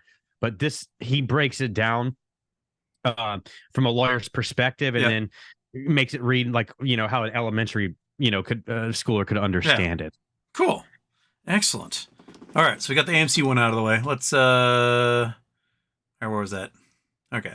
Sorry. My eyes are terrible and the writing's small. So yeah, that's what I'm telling people too. Even with, people started talking about like, collateral, ISDA and all that stuff. I'm like, hey, you know what? It doesn't just matter. It's not just AMC. This is affecting everything. Mm-hmm. Yes. Okay. Kelly Reed, Houston. I hope the birthday was a good one. People always wish me happy birthday. When was your birthday? Oh, it's not. It's never my birthday. Matter of fact, last year they wished me happy birthday like every day except for my actual birthday. They totally missed it on my actual birthday. Okay. What are your thoughts about Toronto Dominion being short with $3.7 billion? I don't know. But life seems to be getting even worse. Do you think MOS will fix this? Well, fixing your life or fixing Toronto Dominion? I don't. So Toronto Dominion is just like every other bank right now. Like, they have a huge chunk of their assets are these fixed rate bonds, and they're worth nothing. Like if you were a derivatives guy and you could search out specific mortgages that were being sold, right? You might have the opportunity to buy your own mortgage for pennies on the dollar. And if you got the cash on hand to do it, hell, man, might as well. That's actually a really interesting thought. Yeah. I mean, corporations do this all the time. They issue bonds, right? And the bonds are out there, and all of a sudden the bond value collapses. They will take cash on hand and buy back their own bonds for pennies on the dollar and become the owner of their own bonds and just cancel it. It's something you can do. So, a problem is a lot of mortgages, they get sent out and they get piecemealed, chopped up in little tiny pieces and sent out to a whole bunch of mortgage-backed securities. So you can't necessarily carve out your own. But if there's a mortgage broker out there happens to be selling your mortgage, you can find the identification number for the promissory note and everything. You might have a chance to buy back your mortgage for pennies on the dollar. One of my viewers was trying it the other day with their bank. They're like, hey, can I just buy off my mortgage? Bank's like, oh, no. He's like, but I know it's trading right now for like 40 cents on the dollar. I'll give you 41 cents on the dollar. And they're like, oh, no. Because they're trying to pretend like it's worth something. So yeah, if you do have access to that, a derivatives guy that can do that for you, I think it'd be totally worth looking into. If you got the cash on hand, might as well, right? Because why pay for another 25 years when you can just buy it now for cheap? So anyway, back to her question. What are my thoughts on Toronto Bank being 3.7 billion short? I think that's just probably tip of the iceberg for banks right now. I was thinking about this too. So we're talking about like with fixed rate bonds. So they'll sometimes offer like higher interest rates than like regular market rates, like to entice people, right? Yeah. But what's the other side of that? What are they doing? Are they messing around with a maturity date to kind of like make those two connect, or what? Like to make it more lucrative? Ooh, that is a good question. I don't know enough to figure out what they're doing with it. I know that like SVB in particular, they had a whole bunch of 4-year bonds that were fixed rate, and those 4-year bonds had another couple years to go until maturity, and they got 40 cents on the dollar is what they were like selling them for, because no one wants to buy them. Like, I'm not going to get this money for 2 more years. Right now, I can do 5-6% interest on a host of other bonds and fucking treasury bonds at this point. Why would I take on your like, tech bro bonds at 2% or 1% or whatever they were when he settled them? So I think a large portion of it does have to do with what the maturity dates are, but I don't know if they can manipulate that stuff at all. They can roll them over into some other instrument and try to be like, okay, I've got a collection of bonds. I'm going to do a bond on the bonds. I don't know. The thing that's scary about the bonds and everything, especially for the people that are investing in them, is it's scary for on one hand, because a lot of the people that are investing in them are like pension funds, retirement funds, things like that. It's like, so when this happens, it's like you're wiping out whole classes of people that worked for their whole entire life. Yeah. And that's, again, what we're seeing with SVB. I 100% agree with you, Houston. I think this right now is just the tip of the iceberg. Yeah. And again, I think it's like trickle up economics. Like, I don't even, that's the word. I don't know if I'm even saying that right, but I just feel like it's going to go from the bottom up on these guys. We're just kind of this past fall, we saw the British government have to print $1 kajillion to bail out their pension funds, because the pension funds were invested in these exact same things. Yeah. And I've actually, so the same place I was telling you about, what Scott Amalia, the swap on ISDA's website, it's not all just like ISDA phase 6 shit. It's derivatives in a whole, right? And he talks about this gilt issue that was going on with it, right? Yeah, the gilts are the name for the British bonds. Yeah, sorry, people that don't understand. Okay. He breaks this down with the banks and everything was happening, and it's really interesting because when you have like an institution like ISDA that manages all these derivatives, and they're coming from the outside perspective, and they're saying, yo, this shit is totally fucked up. Like, people during that gilt issue, you don't understand, like, you understand, but people that are listening, margin recalls, that's where people always ask, like, man, margin, like, they happened a shit ton right there. People got margin called up their ass. Yeah, there's whole gilt issue. There was 2 things happening there.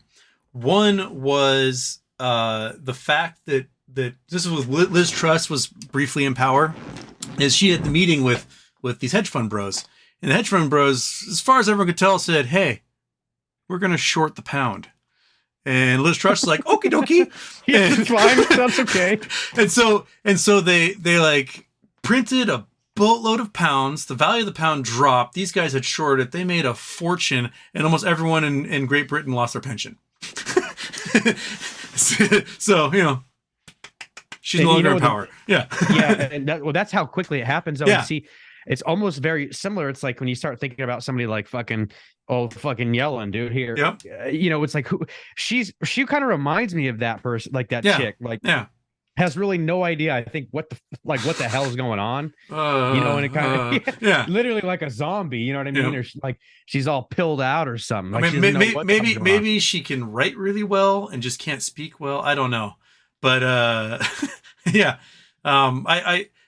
do think that, like, they always talk about soft landing, and you can go back, you can Google right now, 2007 soft landing, pump that sucker into Google, and you will find New York Times articles, Wall Street Journal articles, like, oh, the government's looking for a soft landing for this, current economic bubble.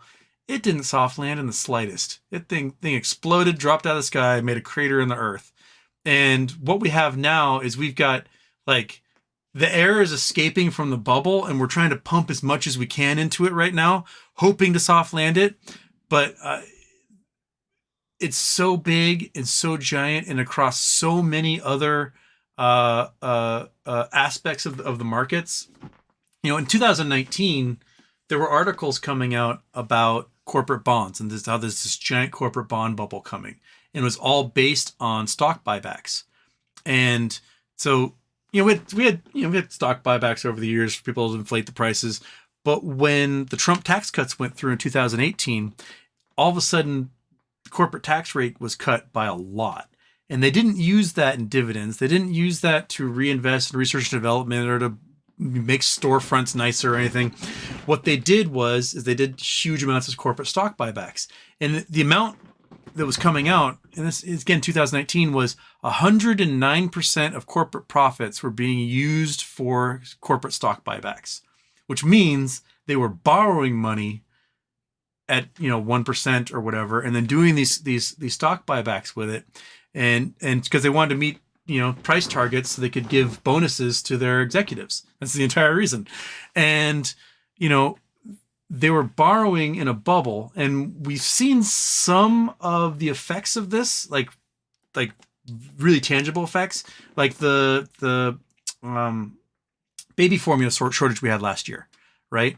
This company had done $5 billion in corporate stock buybacks to boost their price and hadn't spent a dime on their facilities maintenance.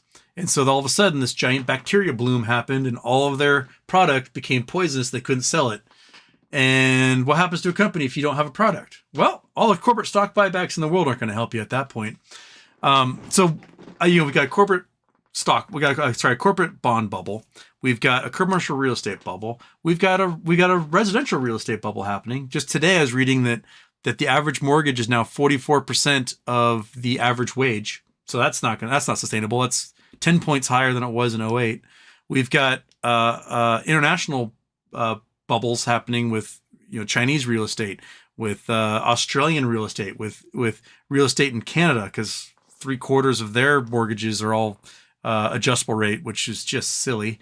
And we've got problems where Chinese $14 trillion in Chinese municipal bonds that were never approved by the government, and they're never going to get paid back. We've got the meme stock wars going on. World War III. Dude. Really, the shit is lining up, right? Yeah. Especially with all the, and I don't want to get too much into politics because it's going to piss people off. I piss them off all the time. Don't worry.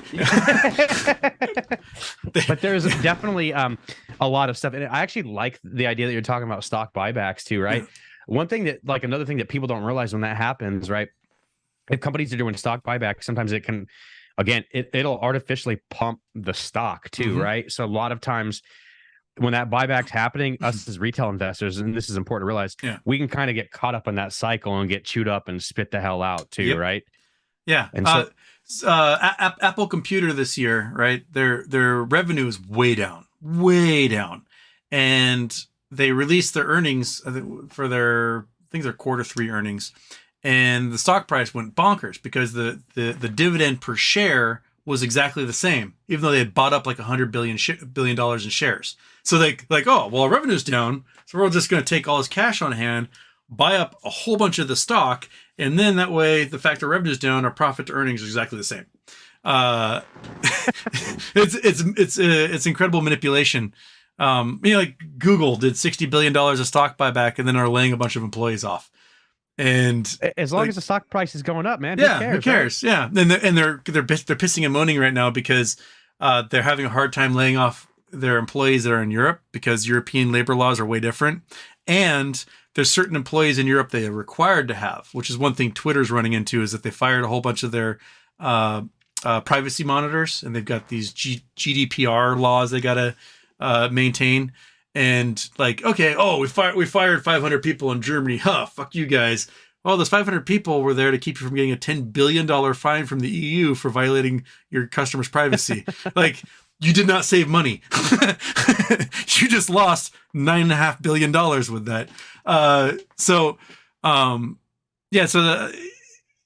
It's weird. We're in a very, very weird spot. Costco has the lowest growth that they've had since 2008, which is always the biggest probably bellwether you could possibly have. I don't know. There's so many bubbles that are going to pop all around us that I honestly don't know which one's going to be first and just how fast the domino effect is going to be. It blows my mind. Peachy Sunday, Alien Invasion, the only one missing. Yeah, there you go. Yeah. I think that's the scariest part about it, is that we have several different paths that all are kind of leading to a unique kind of situation. they're all their own monsters, you know, in Oh, terms of like, and we have 2 what? months to raise the debt ceiling. If we don't do that, everything's fucked. Yeah. They're gonna. I just believe that they're gonna raise it. They're gonna have to Yeah. figure out a way to get it done. Yeah. Um, you know, and that's another thing too. I guess I think that's a big part of why I've always liked the whole ISDA part too, is because I felt like it's, you know, we're not dealing with this United States markets, right? Like Yeah. the derivative markets are huge in these other countries. So I've always felt like that was something that gave me an idea of like, but the thing is, they're starting to lose faith too. And that was like another part. Like if this becomes too cumbersome and it's like, hey, something that's not making them money anymore, Yeah. these people are going to back out, which I don't think necessarily is a terrible thing, because I think a lot of these people, like it would be terrible if you're in the markets, right? Because when you're in the markets, all you care about is like you want a highly liquid market Volume. so You want trade, volume. right? Volume, Yeah. right.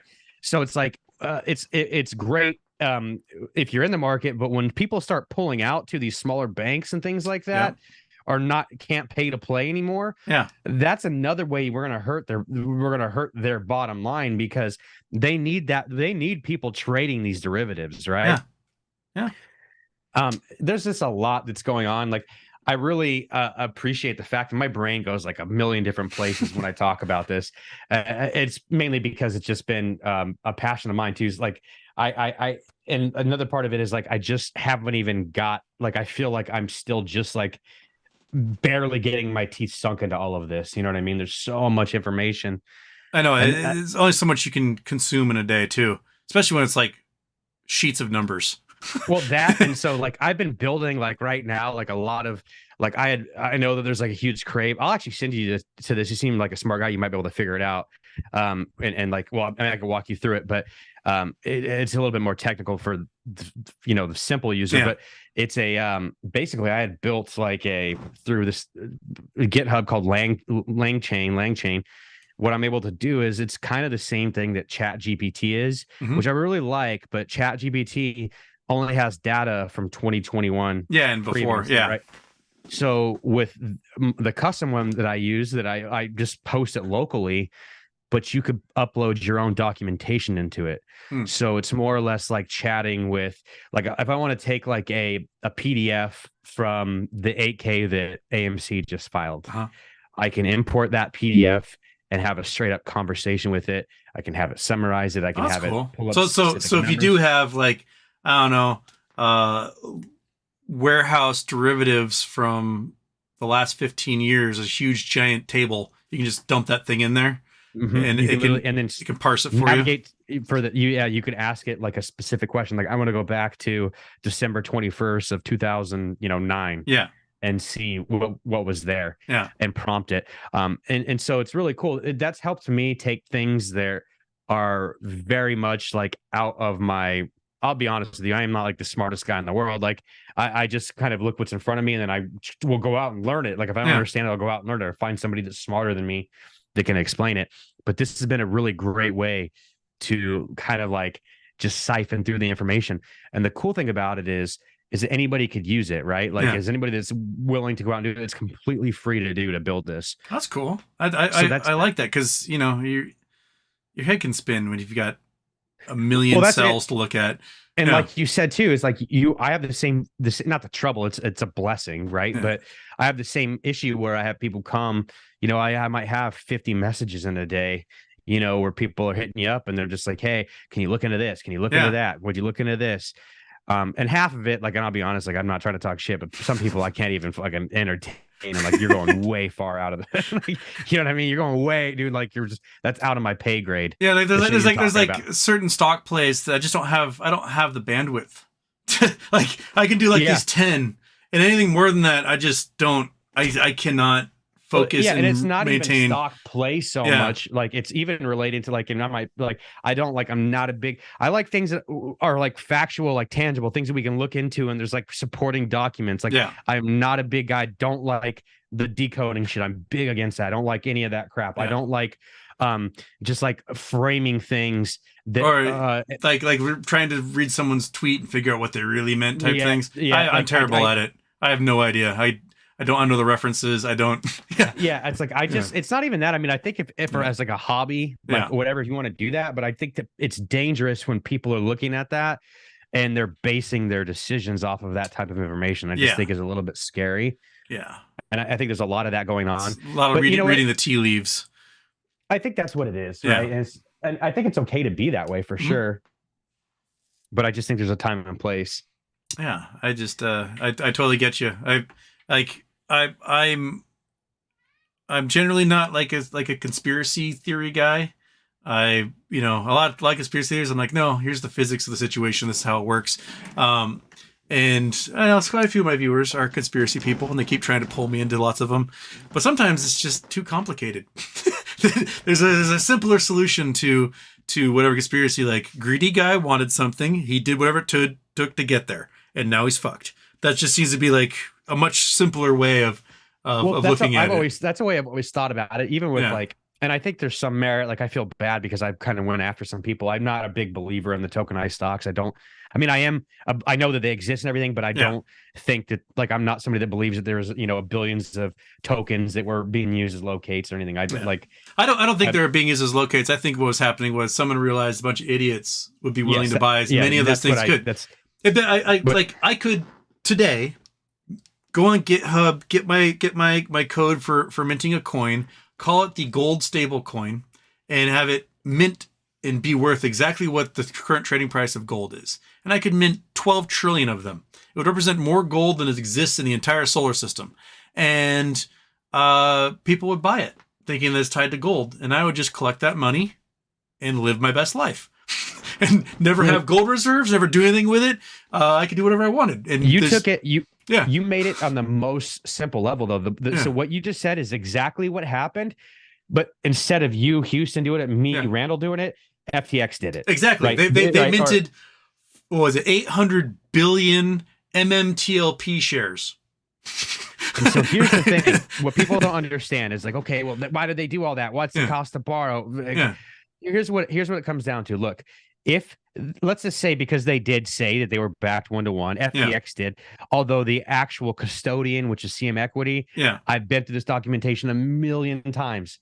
They explicitly say over and over and over that nobody's entitled to those shares to trade or anything other than them. Like, they say that over. So to me, this is where I don't like and this might be something in my head where it's like, I don't understand. Like, we're just not getting each other. We're not communicating right.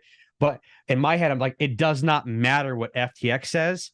Because what the custodian says, like, FTX could say all this shit, it doesn't matter. But the truth is, the people that are issuing the tokens or saying that they're backed, the custodian of those, saying that FTX doesn't have any rights to those whatsoever, not at all. Now, here's what I do think happens, though, is if FTX, let's just say you, me, Houston, we went, and all of our buddies, we went and we bought a bunch of fucking AMC tokens, right? Off of FTX.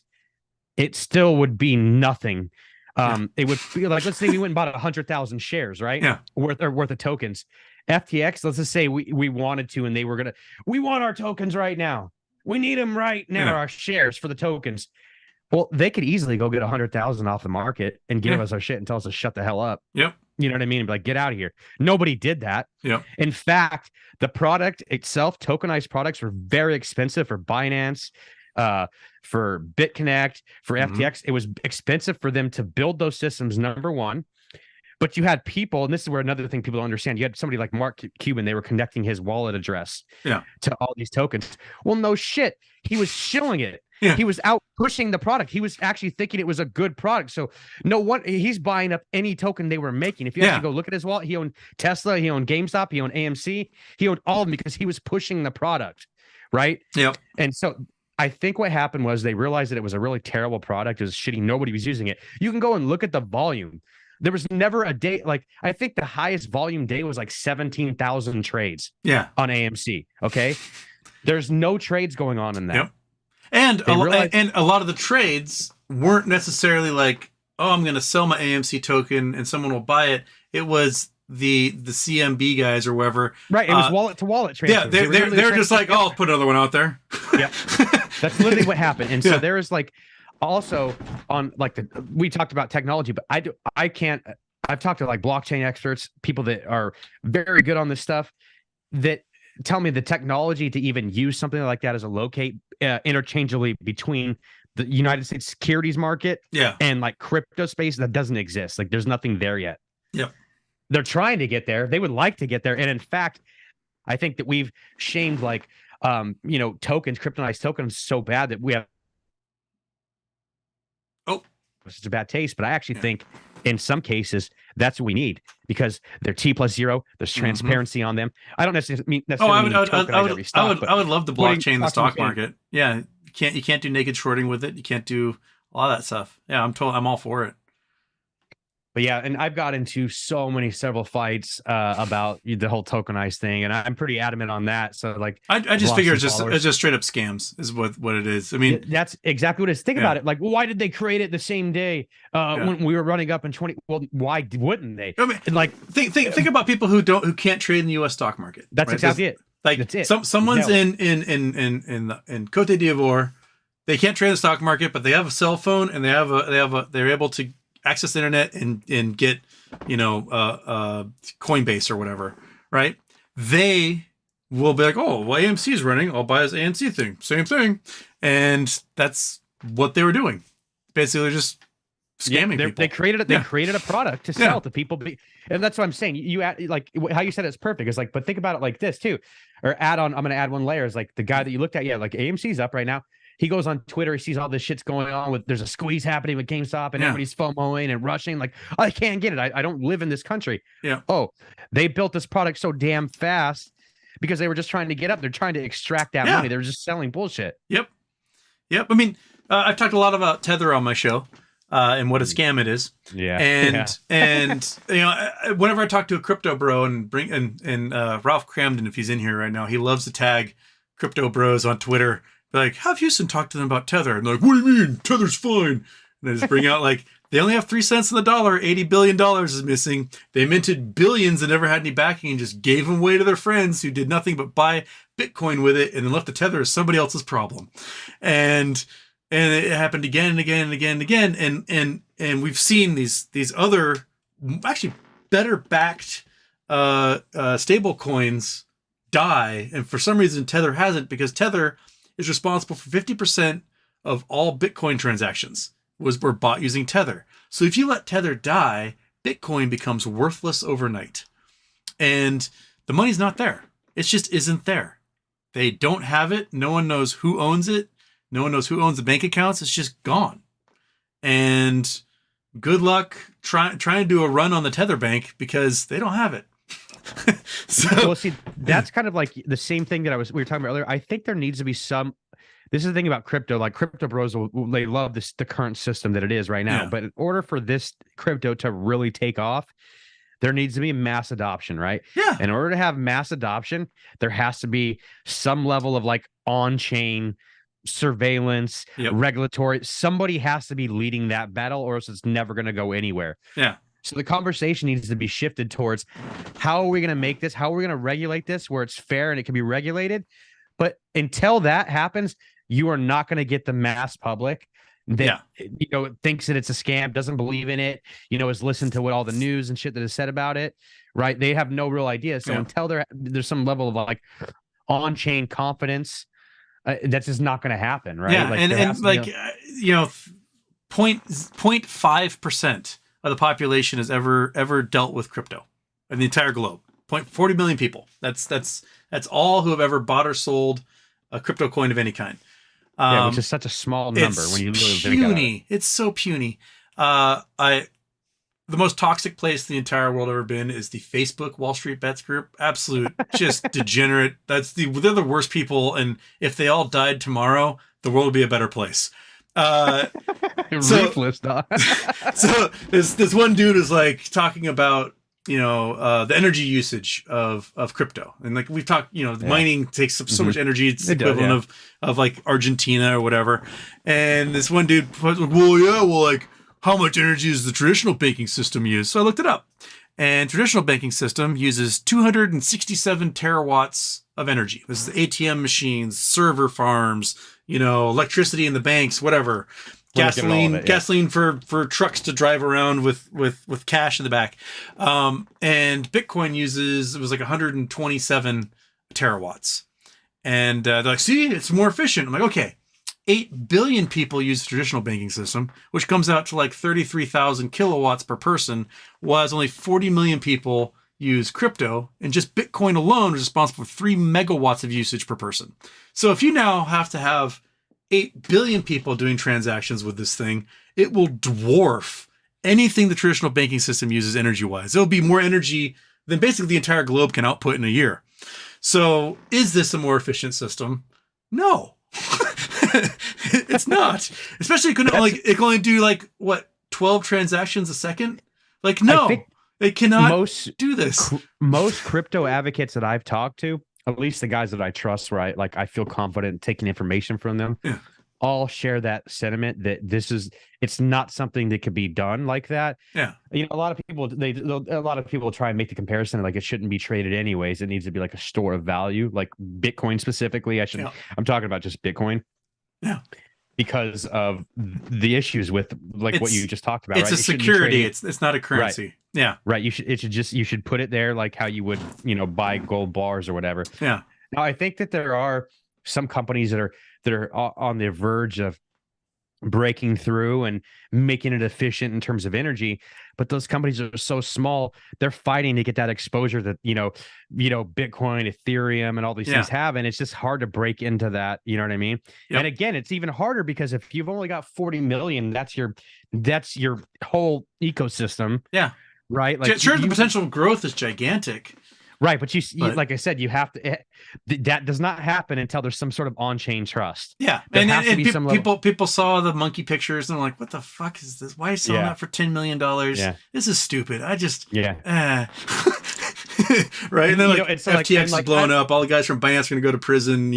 Luna dude just got arrested. Like. Eventually, well, see, that's the thing too. You put a bunch of heathens that have no real financial they have no real financial experience. Some of them do, right? But a lot of these dudes, these crypto bros, I like the term that you're using, hit it fucking big overnight. And you have to understand like how big, and I know you do, but for the listeners, how big some of these dudes hit it. Mm-hmm. Like if you would have bought in $1,000 in Bitcoin back in like 2006, I mean, you'd be a billionaire. You would have to worry about anything. And what's crazy is some of these dudes did it. Yep. But that doesn't mean that they're super smart when it comes to finances. These guys went on and built projects and things like that. A lot of their shit is tanked, and it's like these are just some randos that hit it big. They don't know shit about what's really going on. Yeah. It's actually crazy. And then I also think about like the dude who spent 12,000 Bitcoin to like buy a Domino's pizza. Dude, Domino's I think it was Papa John's, but how smart is Papa John's to be taking it back then, dude? That's pretty cool. Like I kind of respect that. Like, I'll take that from you. Yeah. This is worth 25 cents in dough. Like, At the time, I remember I had my boss. He was a rich guy. This because I do internet marketing for a living. I like customer acquisition stuff like that, and I had my boss, and he was a rich guy, and he showed up to work in a Lambo, and I really envied him. I did at the time. I was probably like 16 years old, 17 years old. Yeah. And at the time, Bitcoin was coming. I know everybody's got a story. Like I could have invested in Bitcoin, and I was going to, but I went up to him and literally told me, he said, man, and I trusted this. I would have trusted this dude with my life. Like he was actually making money. Like I seen this dude. I seen the money he was making. Like I trusted what he was saying. Yeah. It's like, that's the biggest scam ever. And I always me and him are still friends now to this day. And I always give him shit because I'm like, dude, like I just wanted to put like my paycheck in it. Like and at the time I was making like $300 a week. It would have been shit. Like it was nothing, but I wanted to do it. And at the right time, $300 a week would have bought you like 900 Bitcoin. Yeah. And it's like, it's absolutely crazy that like, but you know what, there's opportunity like that in the markets. And you'll know this, like there's never a shortage. Like, even like the squeeze that we want for like, well, I should say me, I don't even know like how much, because I know that you cover the much broader things, but like for me, still have a pretty heavy AMC position. I mean, if all this shit were to pop off, great. But I've also I've been in this play long enough to know that squeezes, things like that, big gainers, I mean, they're happening all over the place every single day. Like there's never like opportunity is all over the place. Last fall, a dude messaged me. He's like, "Oh, dude, I took how much did he spend? It's like $14,000. He bought calls on some company that I'd never heard of, ADT whatever." And he's like, "Yeah, I bought. They're trading like 4 cents. They're going to like die. and you get delisted. And I figured, oh, I could buy like 30 million calls for $14,000 at $1. I was like, oh, and then they had some sort of deal go through where someone made an offer on their like per share, like $5 a share. The dude made $7 million in a week. I was like, why didn't you tell me about this last week? Like, Yeah. like, why are you just bragging to me now about the $7 million you made yesterday? And I will tell you how I got into this play. It's kind of a similar story. I had, and I people that view my YouTube channel know this. I've told it a couple times, but I had a buddy. We play online games. We play like Dota 2. I don't know if you've heard of it, but it's like a tabletop game. And my buddy came in and he's talking shit. And he's like, I'm about to buy GameStop, and this is on a Friday. Yeah. He's like, I'm gonna buy some GameStop. It's gonna squeeze, and we're like, yeah, sure it is. Shut up. We pull up the stock on the market on the charts. This is before I had never at this point ever touched a stock. Yeah. Right. So this is literally right around 2021 January. And we're laughing. He's like, I'm going to put $900 and I'm buying some options. And he's trying to tell all of us to do it. And like, shut up, you salesman. Like, what are you running some like pyramid scheme? Like, what are you doing? And so he bought, I think, 3 options. It wasn't even that money. I think about 3 contracts for like $900. That following Monday, he posted a screenshot, and that $900 turned into $86,000. Yep. When it squeezed, and I'm like, we're like, holy shit. And that's when I bought AMC at like $12 when it was first running. Like, that's how I got into this play, was literally that, like FOMO, like a buddy, like a gaming buddy that was like, holy crap. We made fun of him. You know, like he was trying to literally shill us, and we're like, fuck you, what are you trying to do? And he made a bunch of money. Like, and that's how I got into this play. Why? So like, I need to start learning. And then I kind of, got into the corruption and shit as I started realizing like kind of what was going on. Yeah. It's like, good on you. I when I was 19, I was working as a computer systems engineer for rivals.com.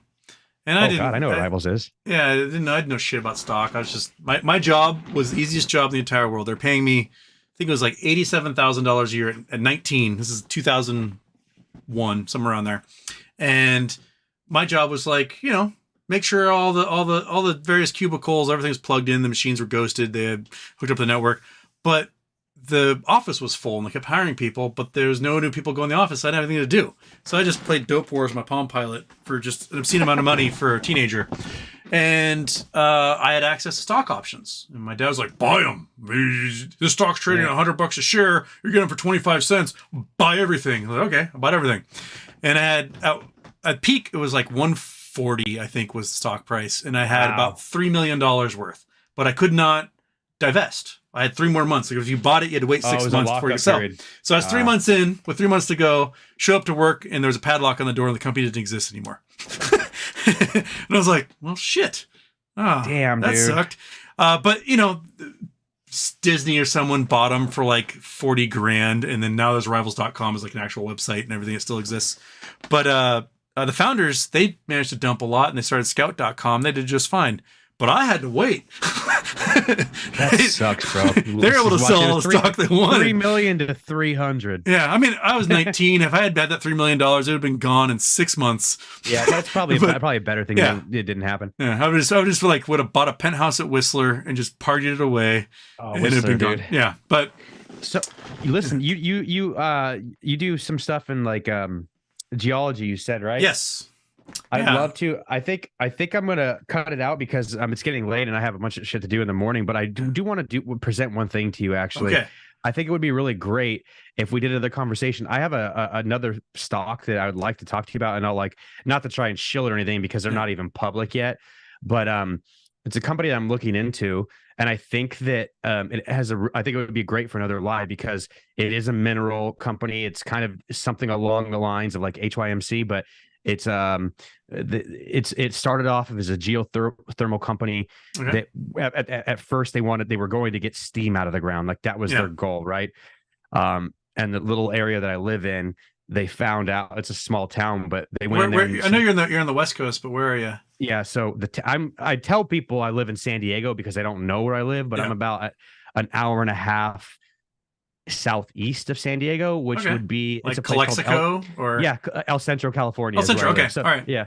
So Yeah. if you know where Calexico is, that's that's right up, like Calexico is like 20-minute drive for me. Okay. Okay. So there's this place out here called the Salton Sea. Yeah, the stinky fucking Yeah. stinkiest place in the entire world. Yeah.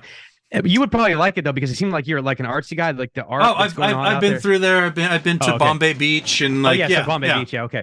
So Yeah. right around Bombay Beach, you know what I'm talking about. Okay. There's these mud pots out there. Okay? Well, the giant one that's growing and migrating. Right. Yeah. Yes. Okay. So the company, it was an Australian company that came out here, bro.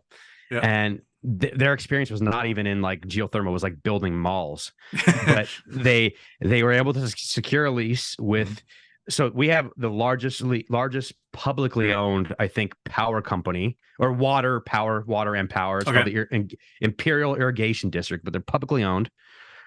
They own pretty much everything, all the land out here. So this company came, they bought all this, they released all this land. They were going to start pumping out steam for just energy, right? Yeah. And they went and they dug down there and they found the fucking motherload of lithium. They weren't expected. So they found a shit ton. Yep. So now the project has shifted from a steam kind of energy play to, a lithium. Fucking GM came down and they invested $800 million into the project. Yeah. They had Gavin Newsom down here a couple like 2 weeks ago at the actual site. But the reason why I even got into this and how I even know about it is because my dad does commercial drone stuff, like drone photography and stuff like that.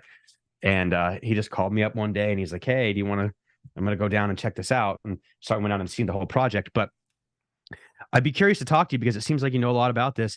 I want to dive into the negatives, if that makes sense. I want to, I want to pull apart like what they're really looking at. I'll give you one negative to look at. And it's not necessarily like how to mine it or how to extract it or any of that stuff. It's the competition from solid state batteries that are coming.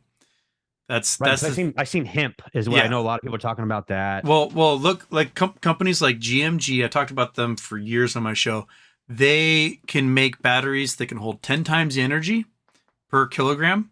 They can charge in minutes, not hours, and they don't require any heating or cooling, so they can operate at any temperature. And that's the future. It's going to be these graphene lithium aluminum ion batteries. They're interesting. They're just graphene and they're just aluminum. That's it. So carbon and aluminum. That's only two inputs, and that is the future. That's going to be like, imagine you replace the entire battery bank in an electric car that currently gets, let's say, 300 miles per charge, right? You can replace it. You can get 3,000 miles per charge, and you can charge it in 2 minutes. That's okay. So what right now is, I guess, what's stopping that like from being? They just released the first commercial graphene batteries. Cat Power Tools, the guys that do Caterpillar. Okay. They have graphene batteries, and they charge I think theirs charge in like about 10 minutes, and they last, I don't know, 10 or 15 times longer than a lithium battery. And they basically have an infinite number of cycles they can go through.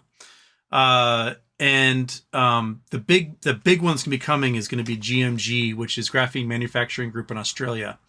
Their entire goal is to plug and play. Basically, you could take your cell phone, take the battery out, put their battery in, and the cell phone will stay charged for weeks. Take the battery bank out of your car, put theirs in, and you'll get 3,000 miles per charge. But they just are finishing their factory right now. Because graphene is really, like, the type of graphene they're doing is really, really, really specific. So they're paying Bosch like $1.5 billion to build their machinery.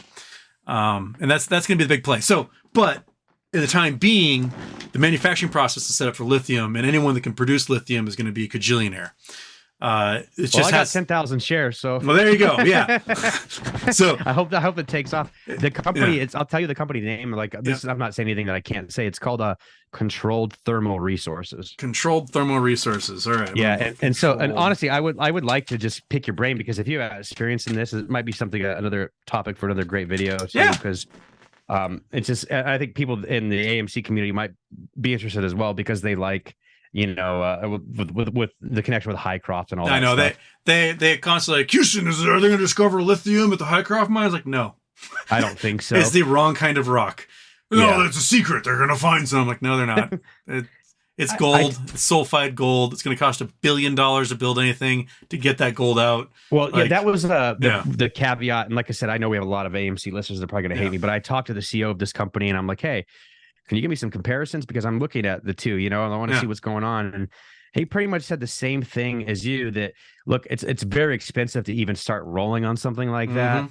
And then when you get going, like when you find it and actually pull it out, it's just like a whole other task. So it's like, and I know from experience out here, these guys that are actually already producing now at this point, but that's why I was so impressed with them, because there was companies like Cal Energy was coming out here, tried to do the same thing and couldn't get a deal done with the IID that owned this land. So these guys did.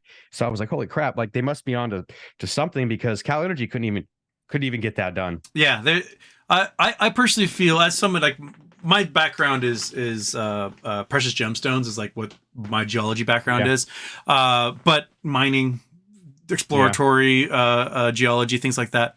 One of the things that I think there's a big disadvantage of in the U.S. is that other nations subsidize the initial operations of mines.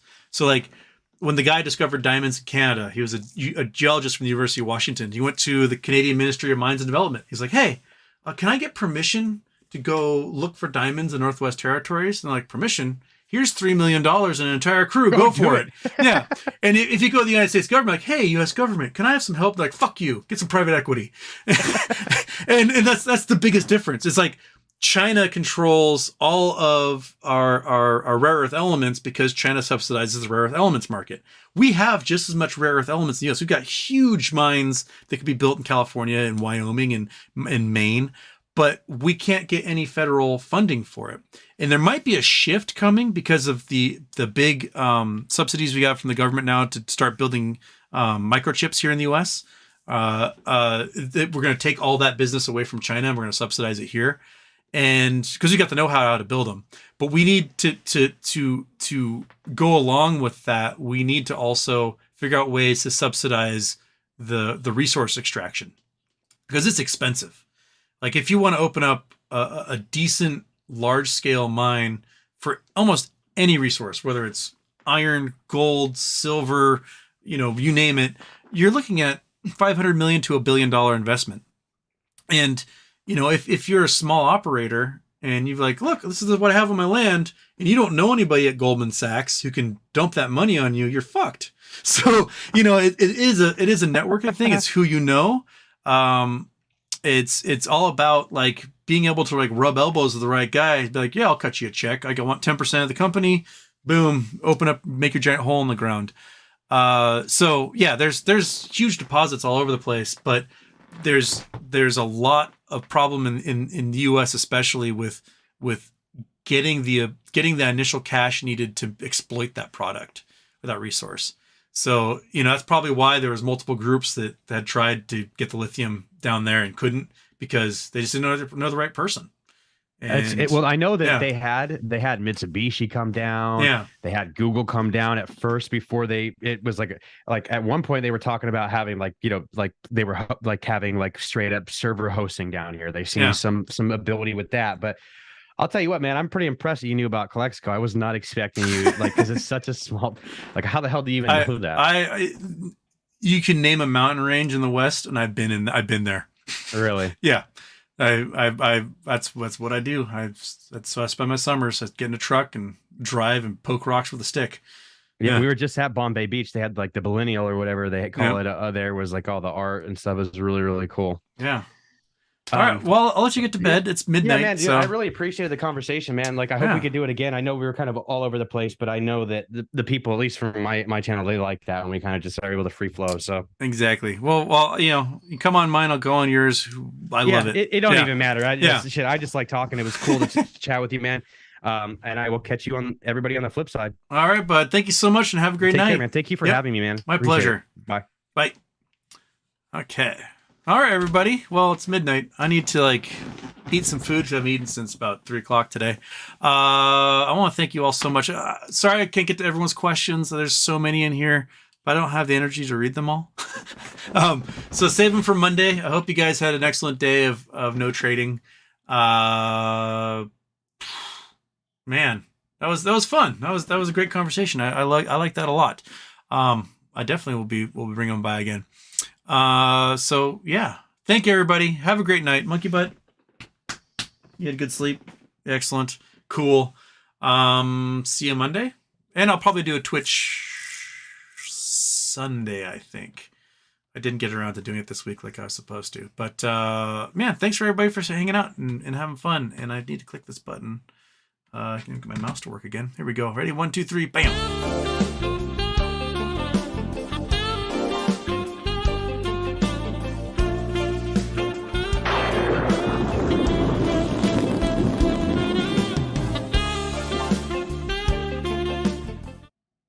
I'm